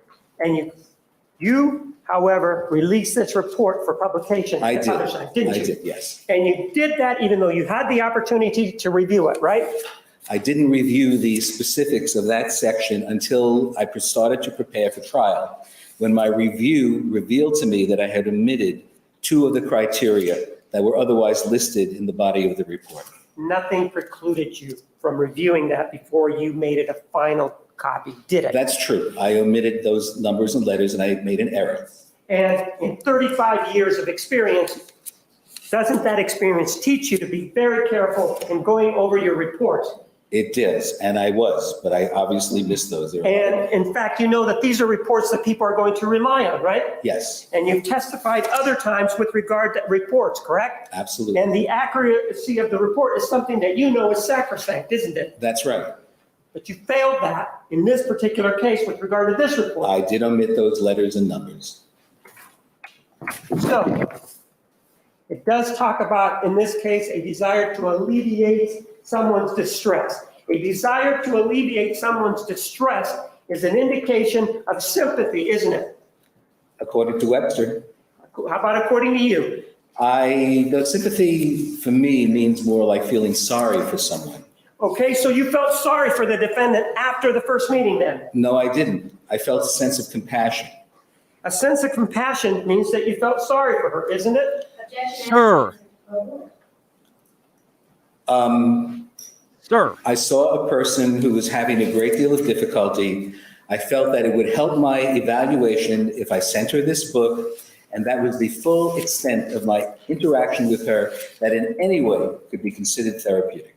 I'm not asking about the book right now. I'm asking about your feelings towards the defendant. That's what I'm asking about right now. And those feelings that you exhibited for the defendant were such that you felt a desire to alleviate whatever distress she was under. I did so by getting her a book. But the answer is you did feel that way, right? My initial impression was that this was someone who would benefit from that book. Well, isn't that special? After talking to her was that you felt sorry for her. Not necessarily sorry for her. I felt that this was a woman who was alone and isolated, and by reading that book, it might help with the accuracy of my report and make her more likely to be able to come to terms with an issue that she was protecting herself from psychologically by creating an alternative reality. So you feel that your role is that of a support group then, right? No. Well, you said she was alone. You just said that. That you That's believe my- that she was alone and isolated. Did you just not say that? I did say that. And if somebody is alone and isolated, you try to take care of that, didn't you? I offered her, I gave her a book that I felt would make my evaluation more accurate and more complete. Didn't you just tell me that you felt that she was alone and isolated after the first meeting? Objection asked and answered. Yeah, if that's what I said, that's what I said. And because of that, you decided to do something about it, right? Yes. And that doesn't have anything to do with anything other than what you're feeling at the time, does it? No, because I've been trained to disconnect any feelings that I might have from the objectivity of an evaluation. This isn't something that we learn how to do. And I've been doing it long enough to know that sending someone a book that I think might be helpful for them, which in the long run would help me and the accuracy of my evaluation, is not a situation where I'm creating therapy or giving them support, because nothing was ever talked about other than once she told me she was reading the book. When you were describing an answer to the question from a jury, didn't you use the word breakthrough, that she had a breakthrough, and then you continued with talking to her? Didn't you say that? Yes. Objection mischaracterizes the testimony. Overruled. That mischaracterizes what I said. What I said, that if this was therapeutic, if it was a therapy, if it occurred during someone's therapy, it would have been considered a breakthrough. But just because you say that the word therapy isn't being used, the fact that she changed stories after reading this book because you gave her that book because you felt sorry, that's not considered therapeutic at all, right? Objection mischaracterizes the evidence of changing stories just after she read the book. Overruled. You may answer. It took several several visits and many months before she changed her story. And she didn't reveal the new story to me. She referred to it, she told her attorney about it, who then informed me. Whether the book had anything to do with that, I have no idea. I don't want to know anything about anybody else other than you. Can we just, in other words, what you knew in talking to the defendant? That's what I'm interested in. So after the first meeting, that's when you decide to send her the book, right? Correct. After the first meeting, you then had another conversation with her, right? Yes. When was that? Angie, it was Joel Guy Jr. When was that? Yes. The next. Approach, please. May continue. And during that second meeting, you still had those feelings of sympathy, didn't you? Objection beyond scope. Overruled. No, we talked about the things that were related to the evaluation, and my feelings were not of concern during this evaluation. I was simply collecting information and data from her.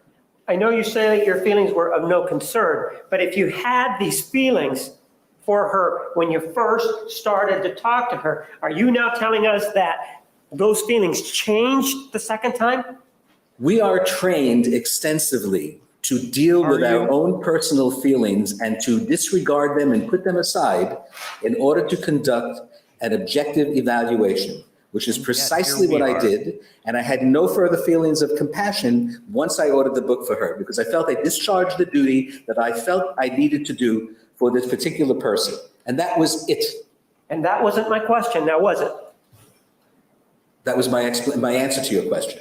And my question to you was, did those feelings of sympathy that you had to start this evaluation, isn't it true that they still existed during the second meeting that you had with her? No. Objection mischaracterizes the evidence of feelings of sympathy. He's telling him over and over again he did not have feelings of sympathy. He's mischaracterizing it. Overruled, the answer stand. And you continued. When was the first meeting? You gave me the first date. It was what? It was the 16th of December, 2009. And you continued seeing her, in fact, till there was this last meeting, again, in response to the follow-up, that there was another meeting in December of 2012, correct? Let me just confirm that. Well, yes. And so what was the date of the first meeting again? The first meeting was December 16th, 2010. So you not consistently, without reading. you met with her the first time in December of 2010 till the last time December of 2012, correct? Correct. So that's a period of 2 years, right? Correct. So one of the things that you did during this course of evaluation that you're talking about is, in response to a question by the jury, was that you administered this PDS test, right? Yes. And one of the things that you were asked by the jury was, well, why didn't you do it again? Basically was the question. Do you remember being asked that? Yes. And your answer to that was, well, the answers would have been the same, right? Yes. And now for something completely different.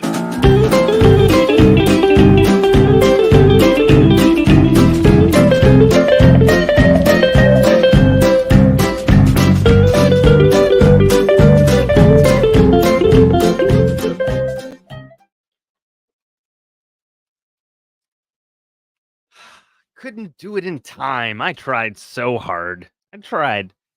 And I got so far, but in the end, it didn't really matter, did it? I was all over the... Wow. Would you look at... Go me. Well done, me. Well done. Oh, boy. Hi, everybody. Welcome to Mad Libs. Mad Chat Libs. Mad Libs. Chat GPT Night Court Edition. Ha ha! Here we are. It's your palate refresher. All right, let's pick a good song, shall we?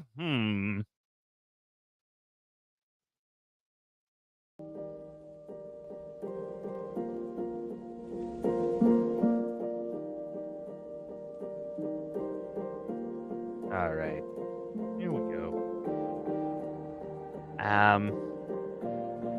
Okay. Wow, this wig is all over the place. I don't know what's going on right now. Oh, embarrassing. It doesn't matter. It doesn't matter. It's a wig. Here we are. All right, so what did I type in order to get this? I don't even remember. Hold on. That's kind of nice. Oh, I said. All right, and I added some stuff afterwards, but here's what I told ChatGPT. Please write an overdramatic diary entry of a woman who wishes she could be in love, but can't seem to pull herself away from the mirror or thinking about herself in order to do so. All right. All right.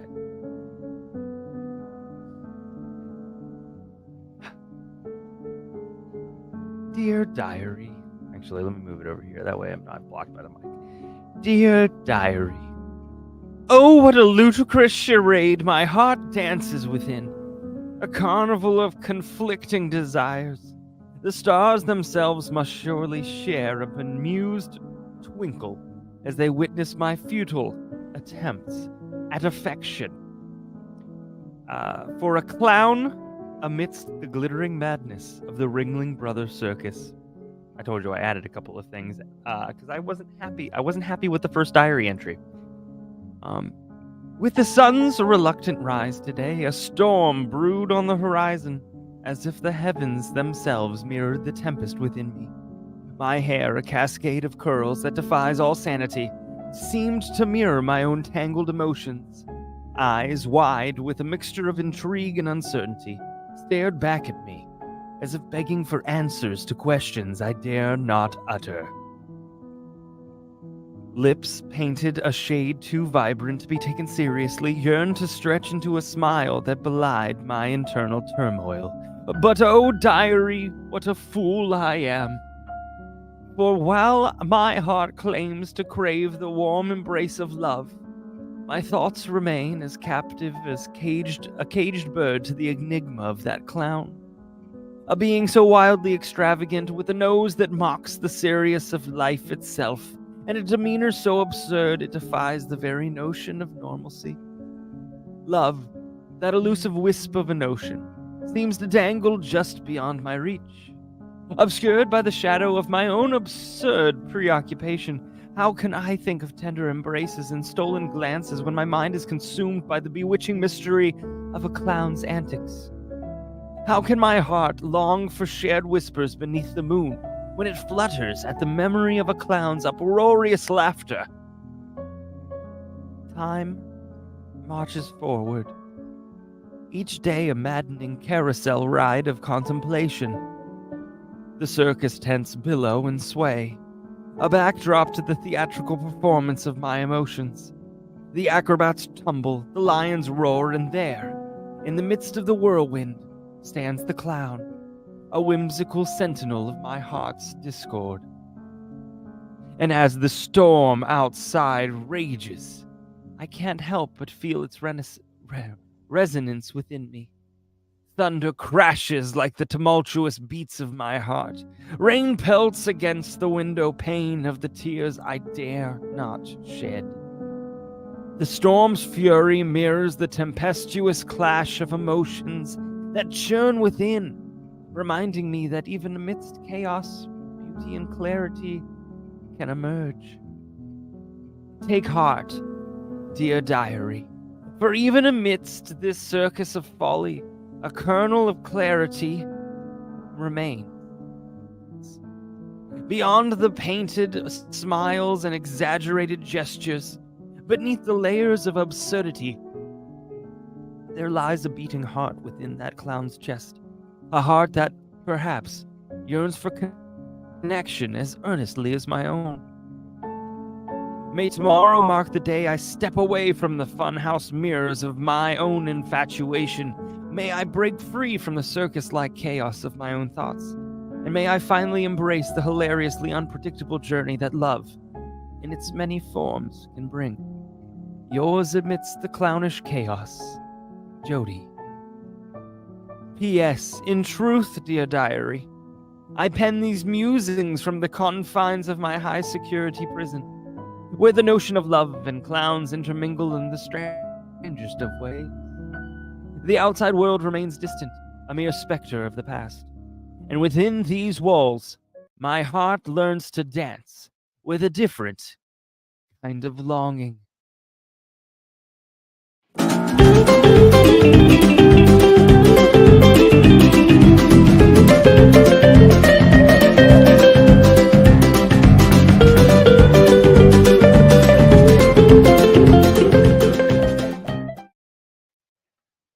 Whew! That wig is hot. It's so warm. It's so warm. It's so warm. Oh, thank you. Thank you. Thank you. That's like a Sid Caesar Joker laugh. Did I put clowns on purpose? No, not really. I just kind of put it all together. And the answers would have been the same because not on purpose. you said it didn't matter what the triggering event was. That's what you said, right? That's correct. In my opinion, in this case, it didn't matter. So what you're saying is the event, whether it was her killing or these two other individuals coming in, that didn't matter, right? The story didn't matter. For the purposes of my scoring, of using a test which simply confirmed my hypothesis, which was made previously, it didn't matter to me. And this hypothesis that you had of PTSD, that was formed at the first meeting, wasn't it? No, it wasn't. When was it formed, this hypothesis that you keep telling us about? Several months into the evaluation. And you say that exhibit number 540, that her answer being number 4, non-sexual assault by a stranger, really is not important in this assessment of PTSD, right?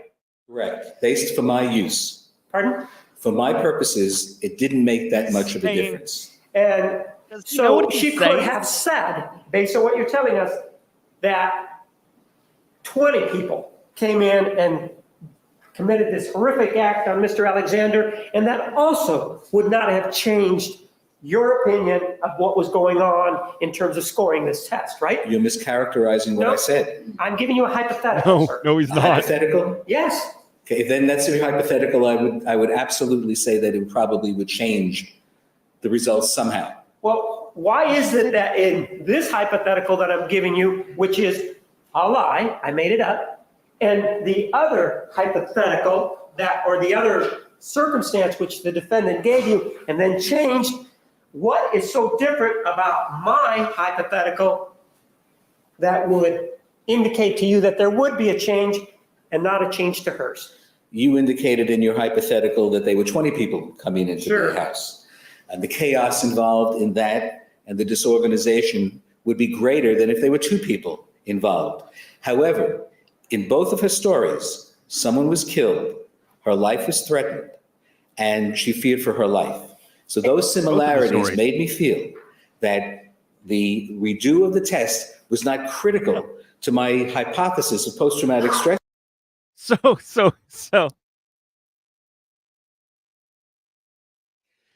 if I tell you 2 truths, correction, if I tell you 2 lies, but there's one thing consistent through both of those lies, that's true. Tell me that's what he's saying.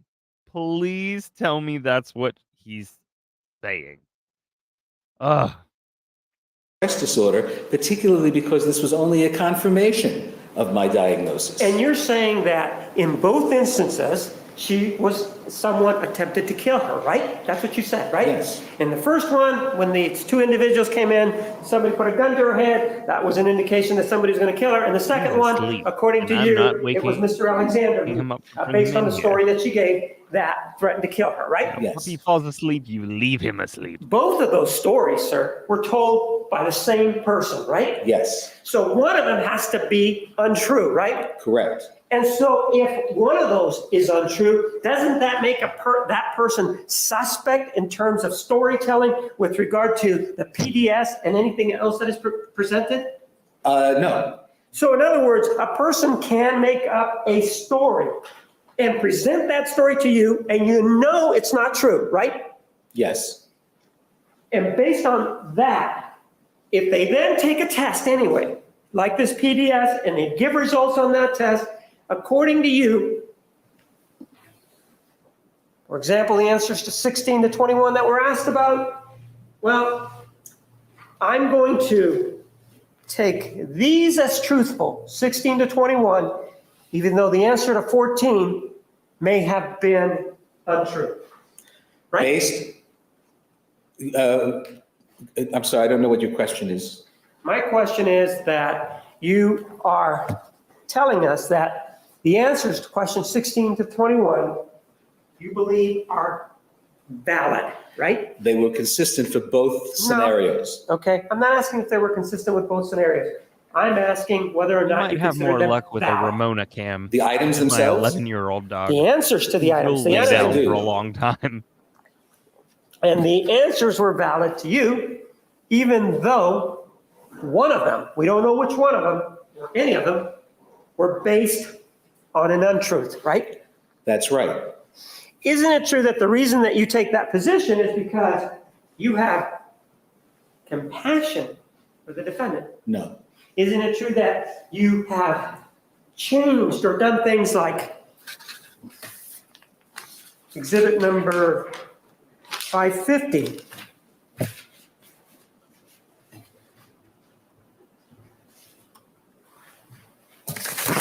And then exhibit number 535. Isn't it true that you've done things like that because you have sympathy or are biased toward the defendant? absolutely not. Isn't it true, sir, that Higher. it is an ethical issue for you to have, for example, exhibit 535 represented as the only raw data, and then have exhibit number 550 of the same person, same test, scored differently without you telling anybody any? And there was Isn't much that an rejoicing. ethical dilemma for you? I recalculated the items because I had misplaced the sheet. And I wanted to recalculate so that I would have something to refer to, knowing that the first copy was sent in as part of my evaluation, but I didn't have access to it. So I recalculated it again so that I would have something to review when I was. Wait a second. Wait a second.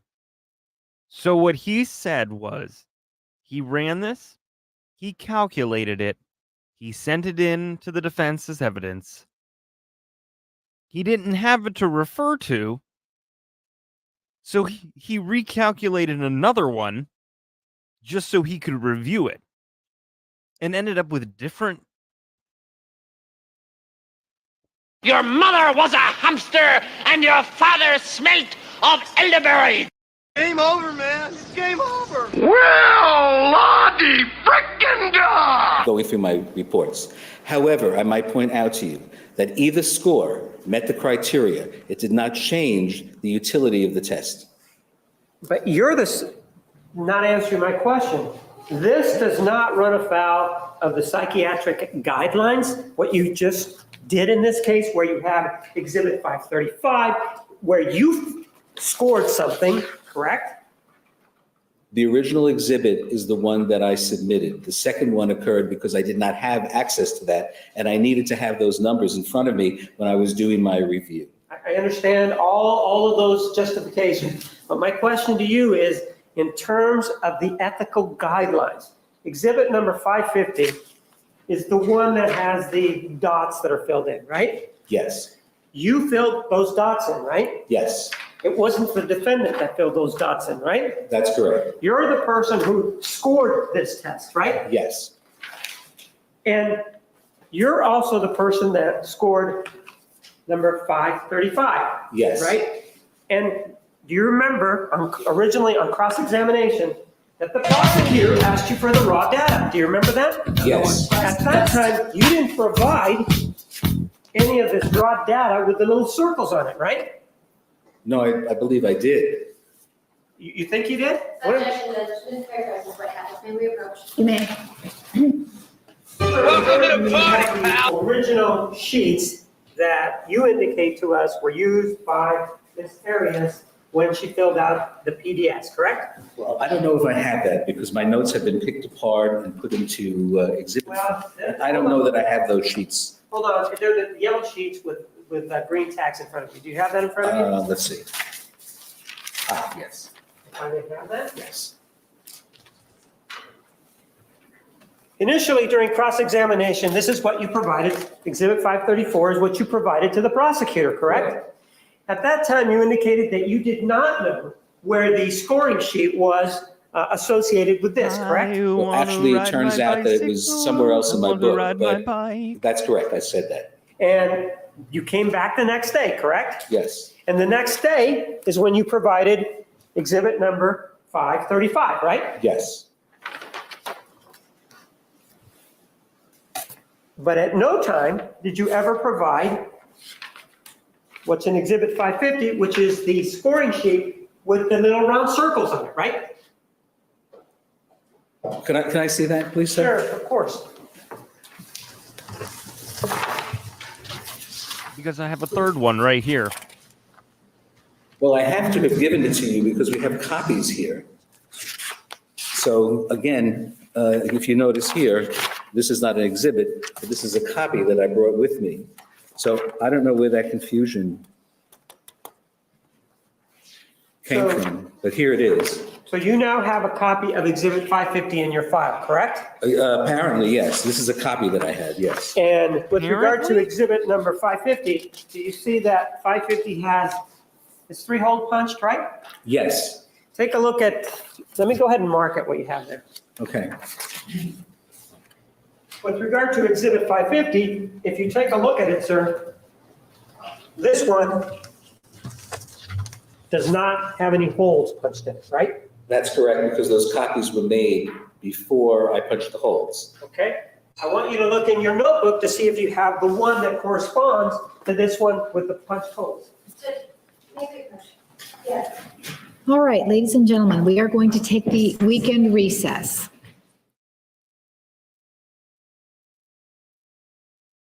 I mean, the judge said to take a weekend recess. I want to. Should we take the weekend recess? Is anybody else exhausted? It was exhausting.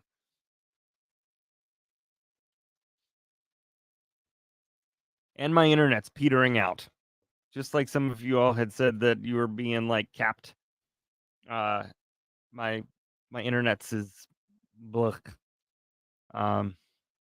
It's blech. No. All right, we'll go on for a little while longer. And I'll tell you why. One, because you guys want to, but two, because, well, our favorite court reporter is back. And the scoring, do you remember that? Yes. And one of the things that we discussed was exhibit 535, which is this exhibit here. And this one has the scores 15 and 33. When was this created? This was created at the time, there were 2 times that I actually calculated this. Once was when I did the original scoring, so that would have been around the time that I did my evaluation. And the other time was a second time when I didn't have access to my original calculations, and for my own purposes, I wanted to recalculate it. And I did, and there was an arithmetic error apparently, and the number is different. But I do want to point something out. Now, Sir, my question to you is, when did you create exhibit number don't get to do that 'cause 535? you have As a best weekend as to you think of know, it. when? As best as I know, either at the time that I did my evaluation, which would if have you been in need a Jan- specific date, I'll give you a date. This guy Here, obviously let me only give you an brought 3 exhibit outfits. so that that'll help you out. How about Oh my gosh. exhibit number, The defense table looks like the Backstreet Boys in I Want It That Way in that music video. 534? Says January 15th of 2010, right? That's correct. So you either did it on or around January 15th of 2010, or when? Correctly. And then I did it a second time. Okay? And that may have been up to 6 months later, I'm not sure. I didn't have access to the original calculations. For my own purposes, I was reviewing my data, and I recalculated it, and that would account for the discrepancy in the number. So exhibit 550, the one with the dots in it, was this before exhibit number 535? Which came first? The dots. Tell me why. So if we're looking at it, then this one right here, exhibit number 550 came first, and then we have the scores that are set out there, correct? That's correct. And then for some reason, you decided to rescore it sometime later, right? That's correct. And you decided to rescore it, and as a result of that, you came up with 535, right? That's correct. This rescoring, you were trying to say something about this rescoring and that you didn't have something in front of you. When you rescored it, didn't you have exhibit number 534 in front of you? I had the raw data in front of me, yes. Which is 534, right? Right. And isn't that really all that you need to score this test? Yes. And so you then said that when you rescored it, which is exhibit number 535, that something was missing. What is it that you said was missing? My original worksheet.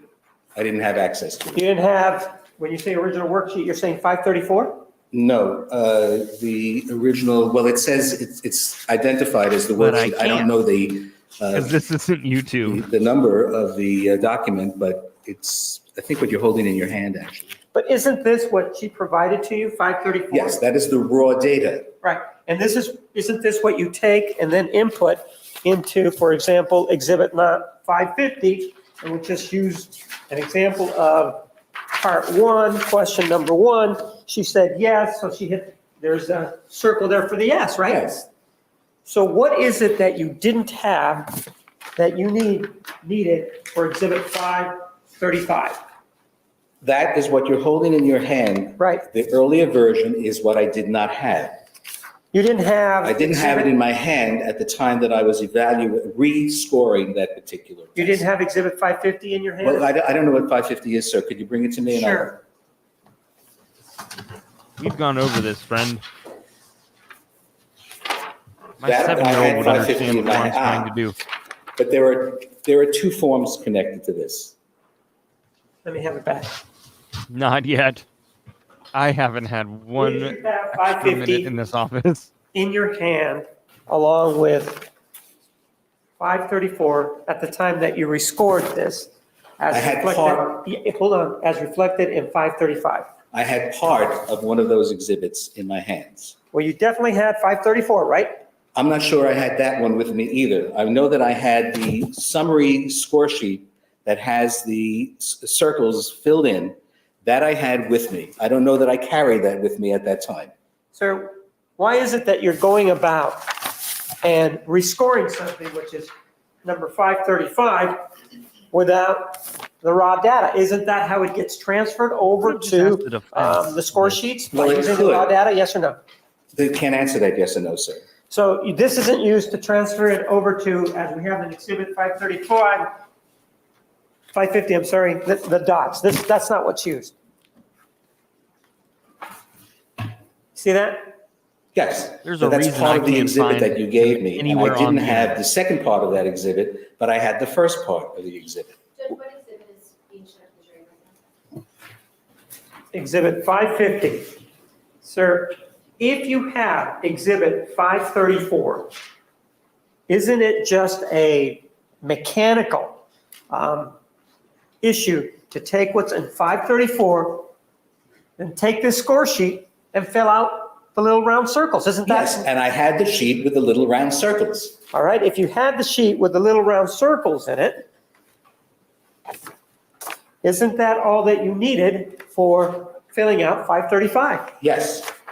So what is it that was missing then? You keep telling me that something was missing. What was missing? Sir, I'm trying to explain to you. It's pretty simple to me, and maybe I'm not explaining it properly Maybe for you're you. not. Why don't you tell me what was missing? Give me something succinct. The original worksheet, which you have also held up, but I don't know what number it is. 534. No, that's not it. This is not the original worksheet? That's not a worksheet. That's the answer sheet.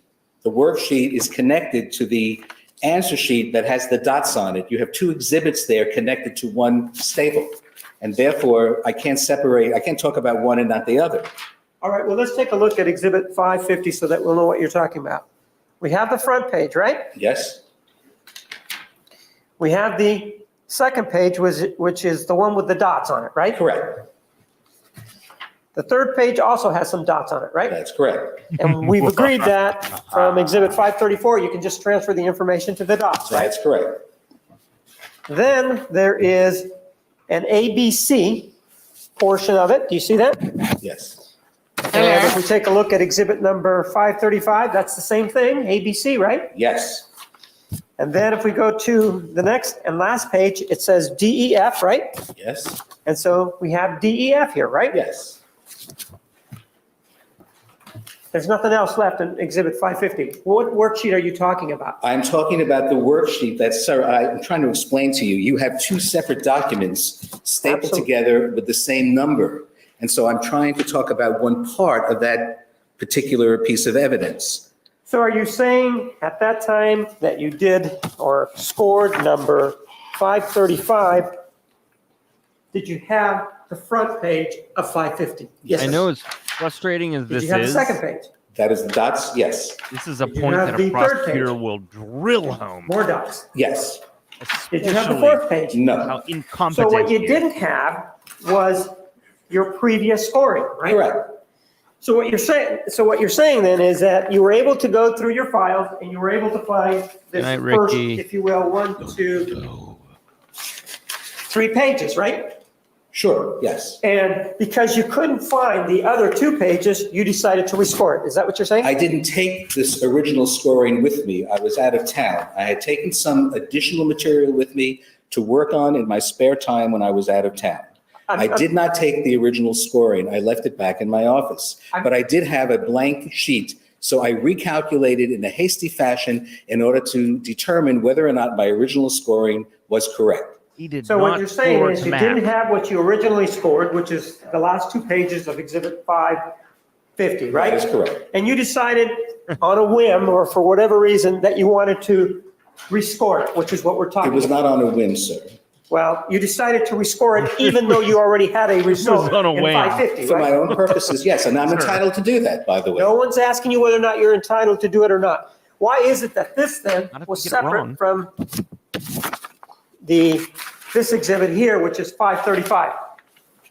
Because somehow when you picked up my pile of papers on the desk here and took it and placed it into evidence, you also picked up a piece of information that I hadn't disclosed.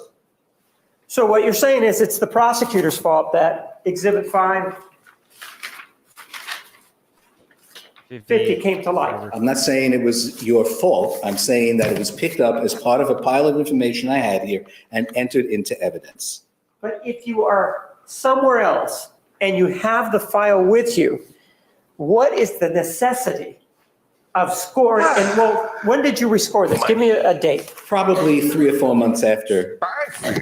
What is the necessity of rescoring this since you already have an original score? Did you doubt yourself? No, sir. I decided I wanted to recalculate it. That's all. It's I have the option to do that should I want to do it. I can score it 10 times if I wanted to. But you decided that you You had a didn't, different for whatever score. reason, when you were out of town, you decided to do it, right? Yes. Where were you? Palm Springs. So why is it that you're taking this individual's file or part of the file and knowing that you don't have the other score with you, you decide to rescore it? Wouldn't it have been helpful to have the previous one so that you could at least compare? Sir, I was away on a weekend vacation. I always take my work with me in the event I have some downtime and I want to work on it. I take my computer, I That take is selected important. portions of the file, so I'm not carrying around a tremendous amount of material. I had some downtime, I had the raw data, I had a blank form, but I did not have the copy of the form that I had filled out before. Just so that I knew where I was going with this, I decided to rescore it. It was not meant to be disclosed. And in fact, the numbers have no relevance whatsoever to my diagnosis and the support of this test of PTSD. Am I asking you anything about whether or not these numbers are relevant to your finding that or diagnosis of PTSD? I'm not asking you that, am I? No, you're not. So you decided to rescore it, and on one, the later one, it's the number of the symptoms, you get 15, right? Yes. And on the earlier one, the number of symptoms is 17, right? Yes. You got it wrong both times, didn't you? Yep. And in fact, had you rescored it again, you would have found that you would have gotten a third number, right? That's correct, which I have here.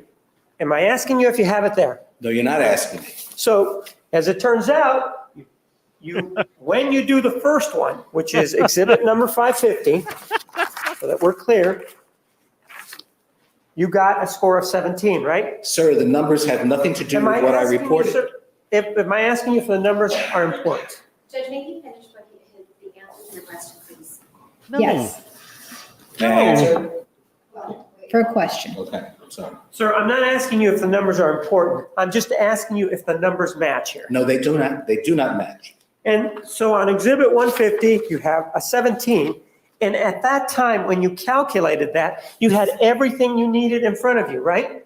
Yes. You had the raw data, which is in exhibit number 534, and you sat down and you started to do this hand scoring, right? Yes. You were not pressured by time, right? No. So then when you went on vacation, you decided to rescore it again, and then that's 535. And at that time, you said, well, I didn't have all of the data, and so I came up with a score of 15, right? I had all the data. Judge mischaracterizes his testimony whether or not he had all of the data. He was missing the previous score sheet, not the data. I'm going to object of the speaking objection issue. Yes, no speaking objections. If you need to make an extended objection, please ask to approach. Overruled, you may continue. So what we're talking about here in exhibit number 535, this is the one that you did when you were on vacation, right? Yep. And this is the one that you're saying that you didn't have all the data, right? No, I had all the data. I did not have the scored sheet, the original hand-scored sheet. And I wanted to recalculate it to make certain that the DSM diagnosis of post-traumatic stress disorder was met. Still and got it was. wrong. And even though it was, it looks like what we have here is a situation where you have, if you will, you've done this scoring 3 times, right? Correct. And the necessity for the scoring of these things 3 times is that you're a little bit sloppy, right? Objection, you're argumentative. Overruled. Right? I made an arithmetic error, which does not affect the utility of the test. He's going beyond my question. Yes. Overruled, you Yes, may it finish. does. Thank you. The diagnostic criteria is met on the first go-around of scoring. I tested that component, and each time that I scored it, Ms. Arias met or even exceeded the minimum requirement for a diagnosis of post-traumatic stress disorder. The further calculations were dealing with symptom severity, total number of symptoms, and so on. However, I did not report those numbers in my report as they were irrelevant to my purposes. All I said in my report was that the scoring of the post-traumatic stress disorder scale supported the original diagnosis, which I made based upon my clinical and forensic experience and all the interviews that I conducted. It confirmed the presence of PTSD. All that I was referring to was the first level of scoring, which if you would take a close look at these score sheets, was identical in all 3 versions. I did not refer to the numbers in my report, and they were not relevant to anything, any conclusion that I made. And so in those 35 years of experience, sir, this is what we get from you. That we get on one score, you get 15, on another, you get 17, and then you come here today and finally tell us it's at 16. That's what we get, right? Yes, but as I said, those numbers were not relevant to my analysis. Did I ask you if they were relevant? No, you did not. And I feel like that needs to be The celebrated. other thing, sir, that we have here is that you said that you did the MCMI3. Do you remember that? Yes, 541. And this is a printout of that, right? yes, And this is a printout after a computer actually scored it, right? correct. Sir, did you also rescore this one too? No. Let me show you something then. Overruled. Take a look at exhibit number 553. See if you recognize it. Well, this is not my printout. This is someone else's printout. Why do you say that's somebody else's printout? Because it has a date up on top, which mine does not print out. Well, sir, are you sure, are you positive that that wasn't attached to a report that was disclosed to the state? I'm quite certain. You I can are- tell you, well, I can tell you in a minute. May we have that, please?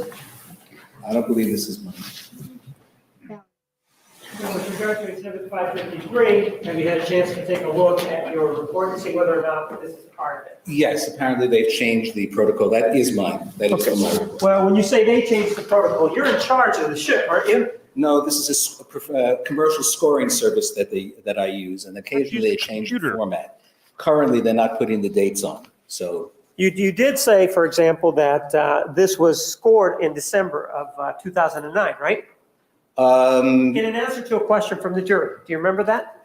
Yes, it was scored at that time, but this is the date of the administration. And so one of them has a date on it and one of them does not, right? Of the two printouts, the two graphs? Yes, that's correct. And the reason for that is that it was run twice, right? No. Why is it that then this sheet, after it's completed and disclosed and presented to us, exhibit number 541, and I'm just looking at the top, that's all I care about is a date. How come that somehow a date magically appears on it? Honestly, I don't know. Okay. I don't know. It's not your mistake, it's somebody else's mistake, right? It couldn't be my mistake because that comes off the internet. That's a printout. And I can't account for the fact that one had a date and one didn't have a date. It was Zuckerberg. Sir, you Or talked. Tom from MySpace. In answer to jurors' questions about your diagnosis of post-traumatic stress disorder, right? Yes. And in fact, this morning you addressed it again. You indicated to me that with regard to this PDS, even though there were whatever numbers are there, it doesn't change your diagnosis of PTS, right? Correct. PTSD, correct? Yes. Exhibit 544 is in essence your diagnosis. You said that Jodi Arias clearly falls under criteria A1, A2, B3, C3, C6. Well, there were two or three others that I had omitted on that line. Sir, And that was I'm just something asking you completely to. different.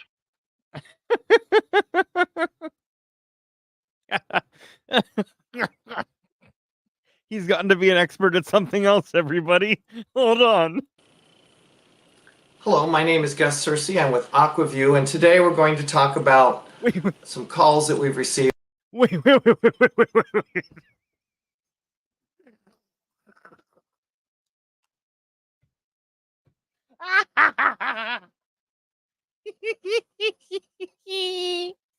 He's not. He's with a place called Aquaview.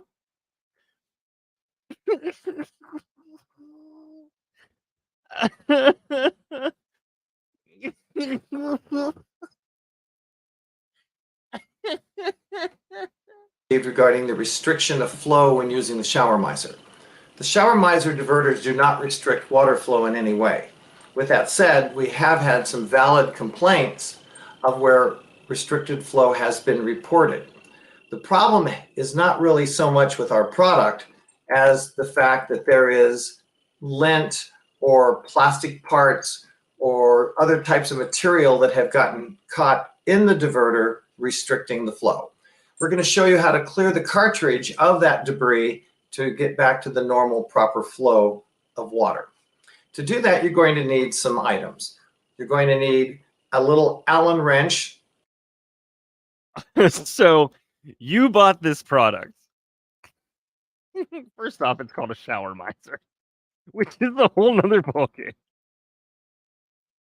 You bought this product for Is there even a price on here? If you don't put a price on something, I'm questioning your entire company, which is not surprising.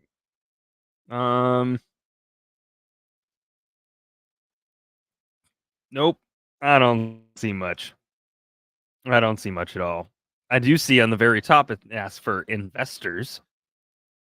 Oh wait, here we go. The Shower Miser. It's like $60 to $85. $60 to $85, but it's not that system's problem. You just have to buy more things to fix what you've already bought. For the Allen screw that you'll be seeing in a moment, a magic marker, and we'll explain what that's for a little bit later. Gus has a magic marker. Some blue Loctite at the very end when you're finished, and we'll show you again what that's for. And you're going to need something called a pair of snap ring pliers. These are available for like Harbor Freight or places where they sell that kind of thing. And you particularly want to put, there's various ends that come with it, the one that has the two little tiny points like that. All right. So we're going to just zoom in on this from now on, and the rest of the presentation will be concentrating on the diverter itself. So we're going to take the diverter apart to get the cartridge out so that we can clean out any debris that has been trapped in the cartridge. His fix So to is too start long, with, you're but going to remove the stem. It simply unscrews counterclockwise. Point, you can put the nut. Going. You're going to still going. That point, you put your glide ring back. Diverter has been properly reassembled, and you should find you no longer have a restriction of flow. Again, my name is Gus with AquaView. I hope you have found this video helpful. No, sir. No, sir. I have not. I would much prefer to return it and buy something better. To follow along, I'm reading ND3. Isn't that what it says? Yes. And so, sir, one of the things that we know is that in Exhibit 545 is that there, under each one of these sections, it indicates, for example, that there has to be. I needed that. Thank you, D, Petrified. there has to be 2 or more of the following, right? In order for the diagnosis to be confirmed, right? Yes. I don't know if you want it. And under C, it calls for 3 or more of the factors listed in there for the diagnosis to be confirmed, right? Yes. And you're looking at what appears to be your printout of the Gus Searcy DSM-4 was a diagnostic criteria for PTSD. Witness Yes. here. Let me show you this exhibit, which has already been marked. Is this a true and accurate depiction of what you have there? And the diagnostic criteria. Nice to know that he got healthy, lost some weight, but he's still just as greasy. Yes.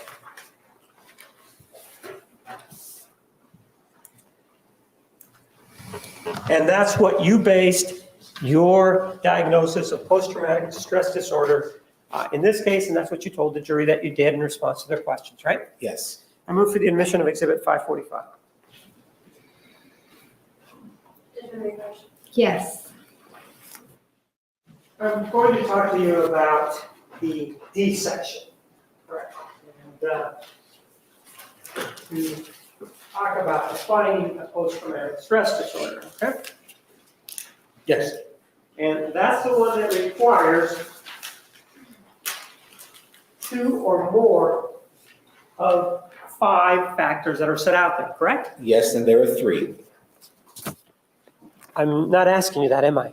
I know you want to jump the gun, but let's slow it down a little bit. Objection, Judge, regarding jumping the gun. 15. You did say that you found D3, right? I did. D3 has to do with difficulty concentrating, right? Yes. And in fact, one of the things that we need to remember is that these factors, 1 through 5, have to be present after the traumatic event, right? That's correct. That's why they call it post-traumatic stress disorder, right? Yes. Because if the factors were present before, then they wouldn't be part of the diagnosis. It wouldn't support the diagnosis, right? Which is a post-traumatic stress disorder. Right. So if the factors were present before the traumatic event, then they can't be counted, right? That's not necessarily true, but they were present at the time of my evaluation, so that's irrelevant. So you're saying, for example, let's talk about He's questioning his life choices. D1. Let's start with D1. One of the things that it indicates there is that this individual, one of the first factors is. What do you want to bet that Gus called up, invested, and he said, I've got a great idea for a commercial. I'm Mr. Showermeister. I'm Mr. Whatever. I'm just saying it sounds like something Gus would do. 100%. Not only that, but think that it was his idea. Difficulty falling or staying asleep, right? Yes. I've written it down. There it is. Difficulty falling or staying asleep. She didn't manifest that, did she? No, she did not. So that's a no.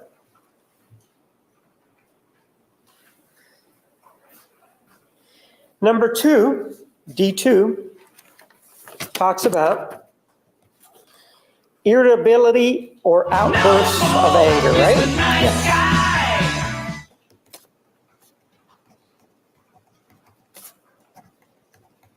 And you indicated to us, as to that one, that, yeah, she did meet that one, right? Yes. And you told us that she met that one because of this sort of fighting with her mother, right? Yes. But isn't it true, sir, that you told us that you reviewed the corroborating data? Do you remember telling us that? I do. Isn't it true that in terms of her outbursts of anger with her mother, that had been present since her teenage years? But not to the degree that it Yes began or no? Could you repeat that? Judge, may he answer the question? It's The not a answer yes was or a no. yes or no. All And right. he's not doing it. Witness requested the question be restated or Down, Miss repeated. Wilmot. Mr. Martinez. With regard to this issue involving the fighting with her mother, that was present, yes or no, from her teenage years, correct? Yes, to a lesser degree. Well, let's talk about that lesser degree. You might need to have that looked at.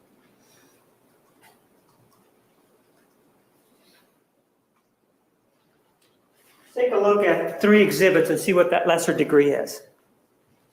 Sir, take a look at exhibit number 554 and read the highlighted portion. Y'all, I'm pretty sure I have the same shirt and tie that Mike has right now. It is Okay, Jodi Ann. No, to yourself. Oh, to myself. All right, and then put it down. Okay. And this is something that you're familiar with, right? Yes, I am. All right. Exhibit 555.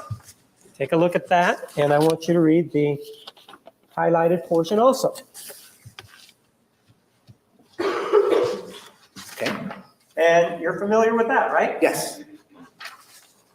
Exhibit number TY with a 556, take a look at this first. This is 476 on the right, the number. Yes. And in fact, that's something that was in the journals, right? Yes. And you read it in the journals, right? Yes.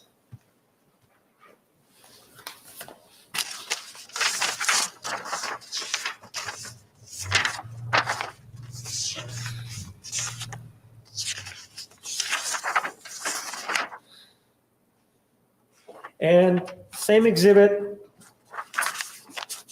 480 on the right. It's page 480, take a look. What's that?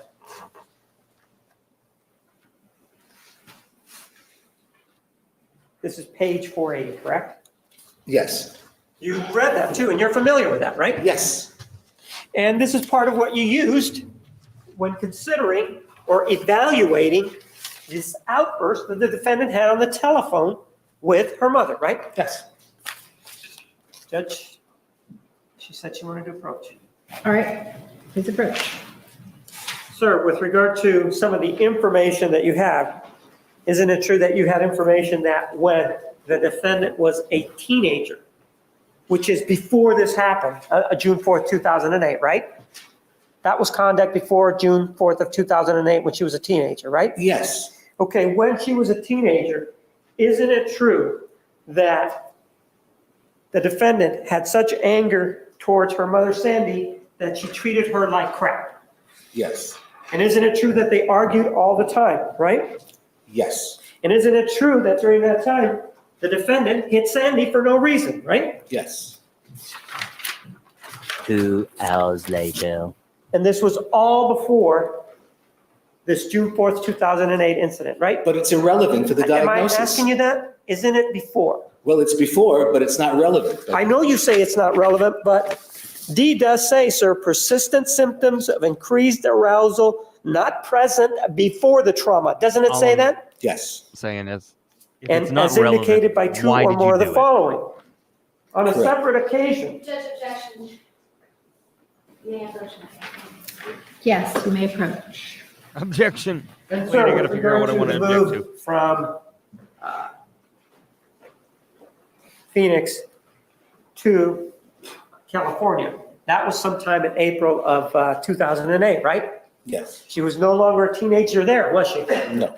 And in that instance, there was a circumstance when, as you read her journal, and you told us you read her journal, the defendant's mother, Sandy, came out here to help her with the move to Eureka, right? Yes. And during that time, Jodi got very upset and yelled at Sandy, right? Yes. Had a little casuals night. And isn't it true that the defendant and Sandy never got along, right? Correct. And Jodi, or the defendant, was always mean to Sandy, and no one knows why, right? Correct. So, sir, I know what you indicated was to you an important factor here was that there was this telephone call that was made after June 4th of 2008, correct? Well, from what I understand, there were several. All right, several telephone calls that were made after June 4th of 2008, right? Yes. You never heard a recording of those calls, right? No, I did not. Those were related to you by the defendant, right? Yes. And this is the person that lied to the police initially, you know that, right? Said she was never at the scene, right? I'm sorry, I didn't hear your objection. Relevance. Overruled. And this is the same person that filled out the PDS and gave misinformation as to the triggering event, right? Correct. So if you take a look at that, then all you have are 3 telephone calls, and yet you have other people saying that there were these issues involving the defendant and her mother, right? We discussed that at great length, and it was made clear to me that the focus of her anger and the intensity of her anger were elevated. But I might point out to you that that's one of 3 criteria that I selected. Right. I understand there's one of 3 criteria, and we're going to get to the others. But additionally, isn't it true that at some point, one of the times that they were together, they were sitting down for dinner or something, and isn't it true that the defendant got mad and kicked Sandy Objection. for no reason? Previous objection. Overruled. Correct? I read that, yes. For no reason, right? Well, that's what it says, yes. Yeah. And you are looking The at dog, this, right? and you're saying that you're the person The dog? that used this as part of your evaluation, right? Yes, I did.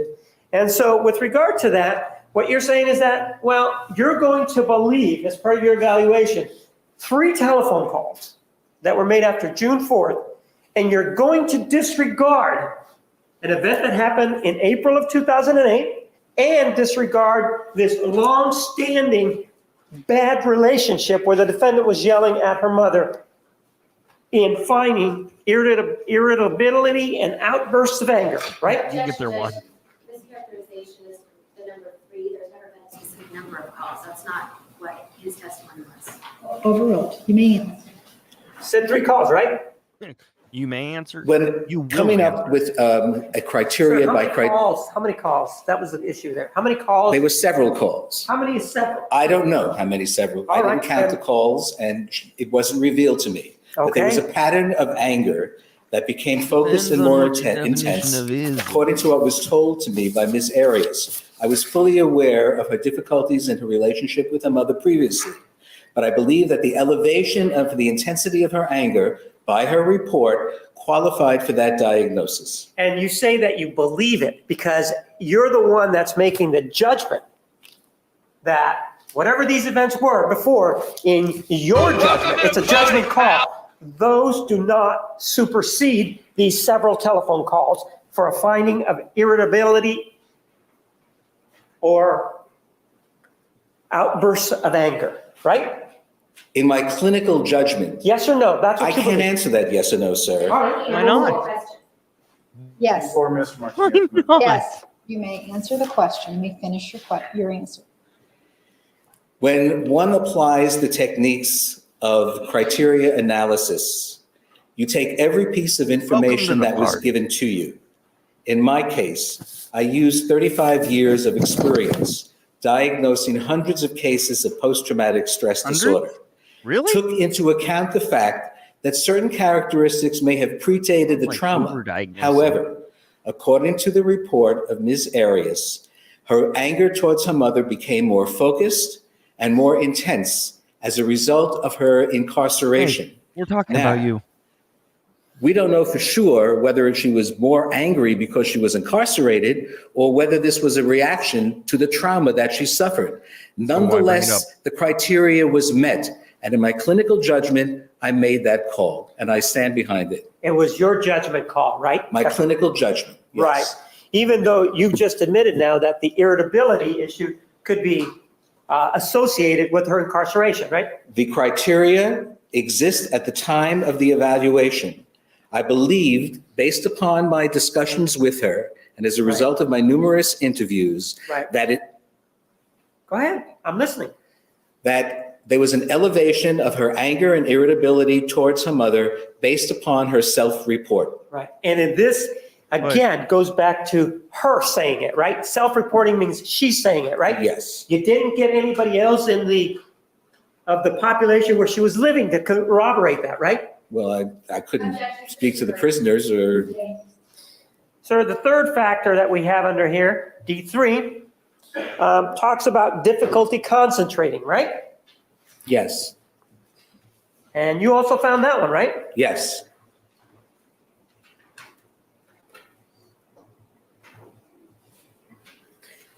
And what do you base that on?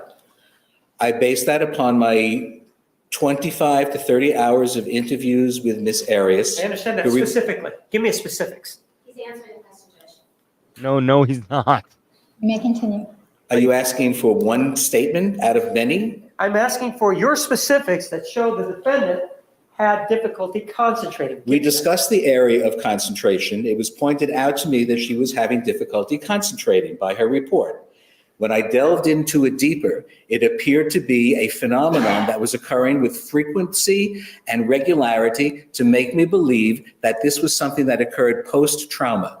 We had numerous conversations about this. It was reported, I took my notes, and I drew a conclusion based upon the information that was available to me at the time.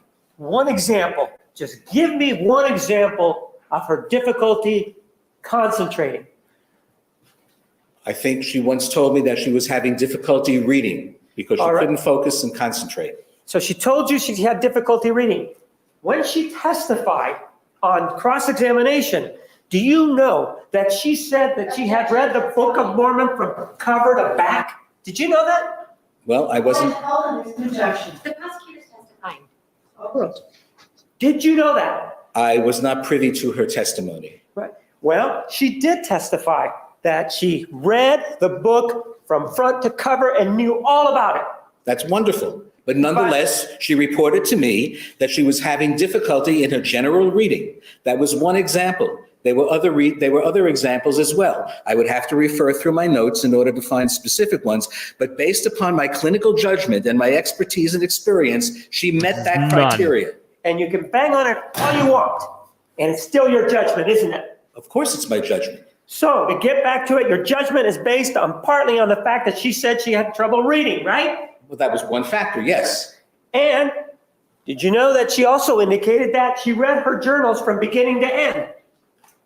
Did you know that? Maybe she did. She wrote them. They were familiar to her. Right. So the bottom line is when you say that she had trouble reading, she didn't indicate that to us in cross-examination. And if that's the case, doesn't that call into doubt what you just told us? Witness. I don't believe so, because our conversations delved into many areas relating to concentration.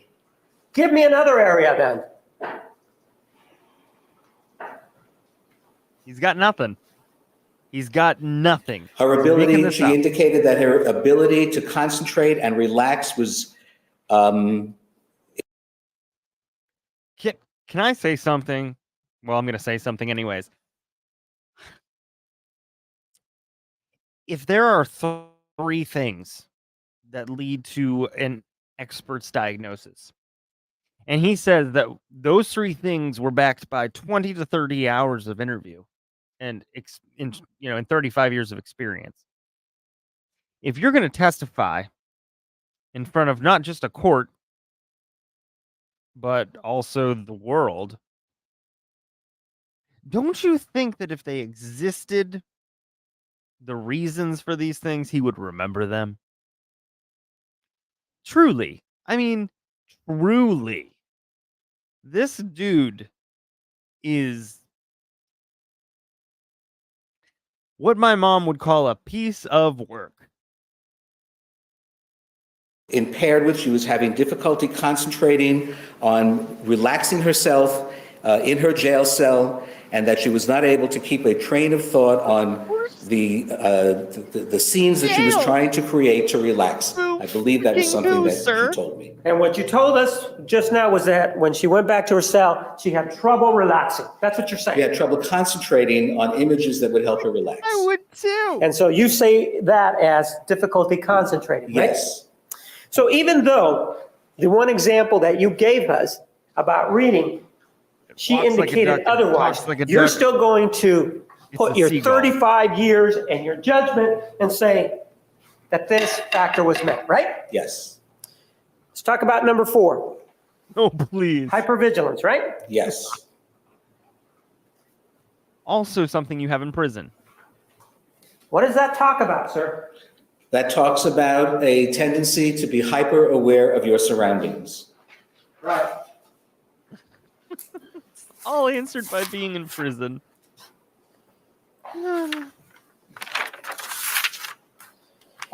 Is that, for example, being hypersensitive to the environment? It could. Is that, for example, being sensitive, if you will, to what people that aren't schooled say somebody is being paranoid? No. When they're worried about somebody snooping or looking at things? Perhaps, but doesn't quite meet the diagnostic criteria. Well, no. Pardon? It doesn't meet the definition. Did you find this one or not? That she was paranoid about her? No, that she was hypervigilant. I did find that, yes. And why is it that you found that she was hypervigilant? Because she reported to me that she was very sensitive to the noise in the prison. She was aware of people moving around. She never had a problem sleeping. She was a very sound sleeper. And here, every little sound and noise would disturb her. There were other elements as well. I'd have to go through my notes in order to find them. I thought you just told us that she didn't have any trouble sleeping. No, she told me that when she was, before this all happened, she was a very sound sleeper. But since coming to the jail environment, she had trouble sleeping. She was hypervigilant. She had disturbed sleep. Do you remember telling us, or me, at an interview, that she told you that she indicated she had no trouble sleeping? I don't recall that. Well, let's go ahead and play it and see what you told us. And she able to get sleep and all that without the tracking on? Well, later interviews with her indicated she had no trouble sleeping. Did you hear yourself? Yes, but that wasn't one of the criteria I selected. I understand that you're saying that wasn't one of the criteria, but you did tell me that she wasn't having trouble sleeping, right? What I was saying to you is that because of her hypervigilance, she would be easily disturbed by sounds in the area. That wasn't the only characteristic of hypervigilance. There were many. And I understand that, but one of the things that you specifically indicated was this lack of being able to sleep, right? Or having trouble sleeping, right? I said that the noise was troubling her sleep. She would be more alert. In the past, she told me that she could sleep through almost anything. Here, jail noises woke her up, but in general, her sleep was fine. Right, and which is D1, right? She had no difficulty falling or staying asleep. That's what I said, yes. So what other aspect, other than the sleeping, what other aspect of hypervigilance did you find? She reported to me that she felt that her personal space needed to be left clear, that she would feel, in a sense, invaded when someone got too close to her. She reported that sometimes the sounds of the jail seemed louder than they should be, or the brightness of the lights were brighter than they normally would be. These are characteristics of hypervigilance. And putting together with other aspects of our conversation, I believe, from a clinical perspective, from my experience diagnosing post-traumatic stress disorder, that she meets the criteria for hypervigilance. And with regard to the lights being lighter than they should be, you just told me that was one of the things. The lights seemed very, very bright to her. Right. Even though the lights were brighter than they should be, according to you, she didn't have any difficulty falling or staying asleep, though, right? That's correct. And even though the noise was louder than it should have been, she didn't have any difficulty falling or staying asleep, right? We're not making that claim. Mischaracterizes the testimony in that small clip that was played. I don't think the question was with reference to that clip. So overruled, you may answer. Sir? Could you repeat your question? You talked to us just now about the noise, and that the noise was something that made her be hypervigilant, right? The noises of the jail, right? Not just at night, during the day as well. And during the day, she would hear noises, and that would make her hypervigilant, right? That was an example of being hypervigilant. Right, and even though these noises were going on during the day and presumably at night, right? You did say that the jail was a noisy place, right? Yes. She still had no difficulty falling or staying asleep, according to you, right? That's correct. The last one under this criteria is exaggerated startle response, right? Yes.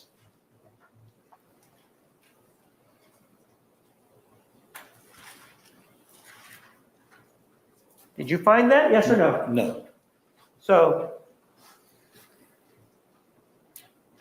that's a no, right? Correct. So even though, in light of what we talked about, and there has to be 3 of these, correct? No, 2. 2 of these. Put on the So glasses. even though we've talked about these issues here, and there are 2 that you didn't find, you still say, based on your 35 years of experience and having spoken with the defendant, correct? Correct. That even in light of what we talked about, you still find that this section D has been met, correct? Yes. Okay. There's also another section involved here, which is C, correct? Correct. And C, again, it requires 3 of, how many certified? 3 out of 7, but I found 5. All right.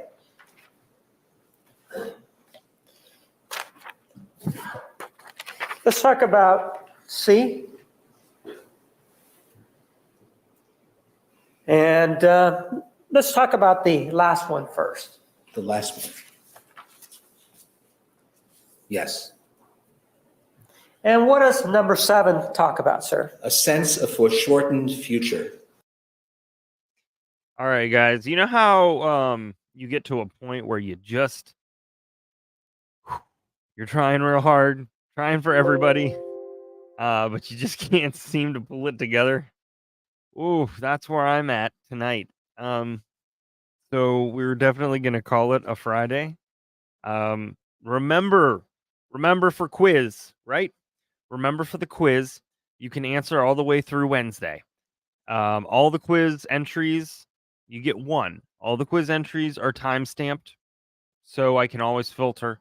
And honor code. So if you have a hard time finding it, let me know. You just go to the 13th Juror link tree. You click on the button that says Night Court Trivia, and you fill out the form and hit submit. I try to make it as easy as possible. Just let me know. Let me know if you have any questions, concerns. Next time, Kelly had a great idea. Next time, each answer is going to have a letter associated with it.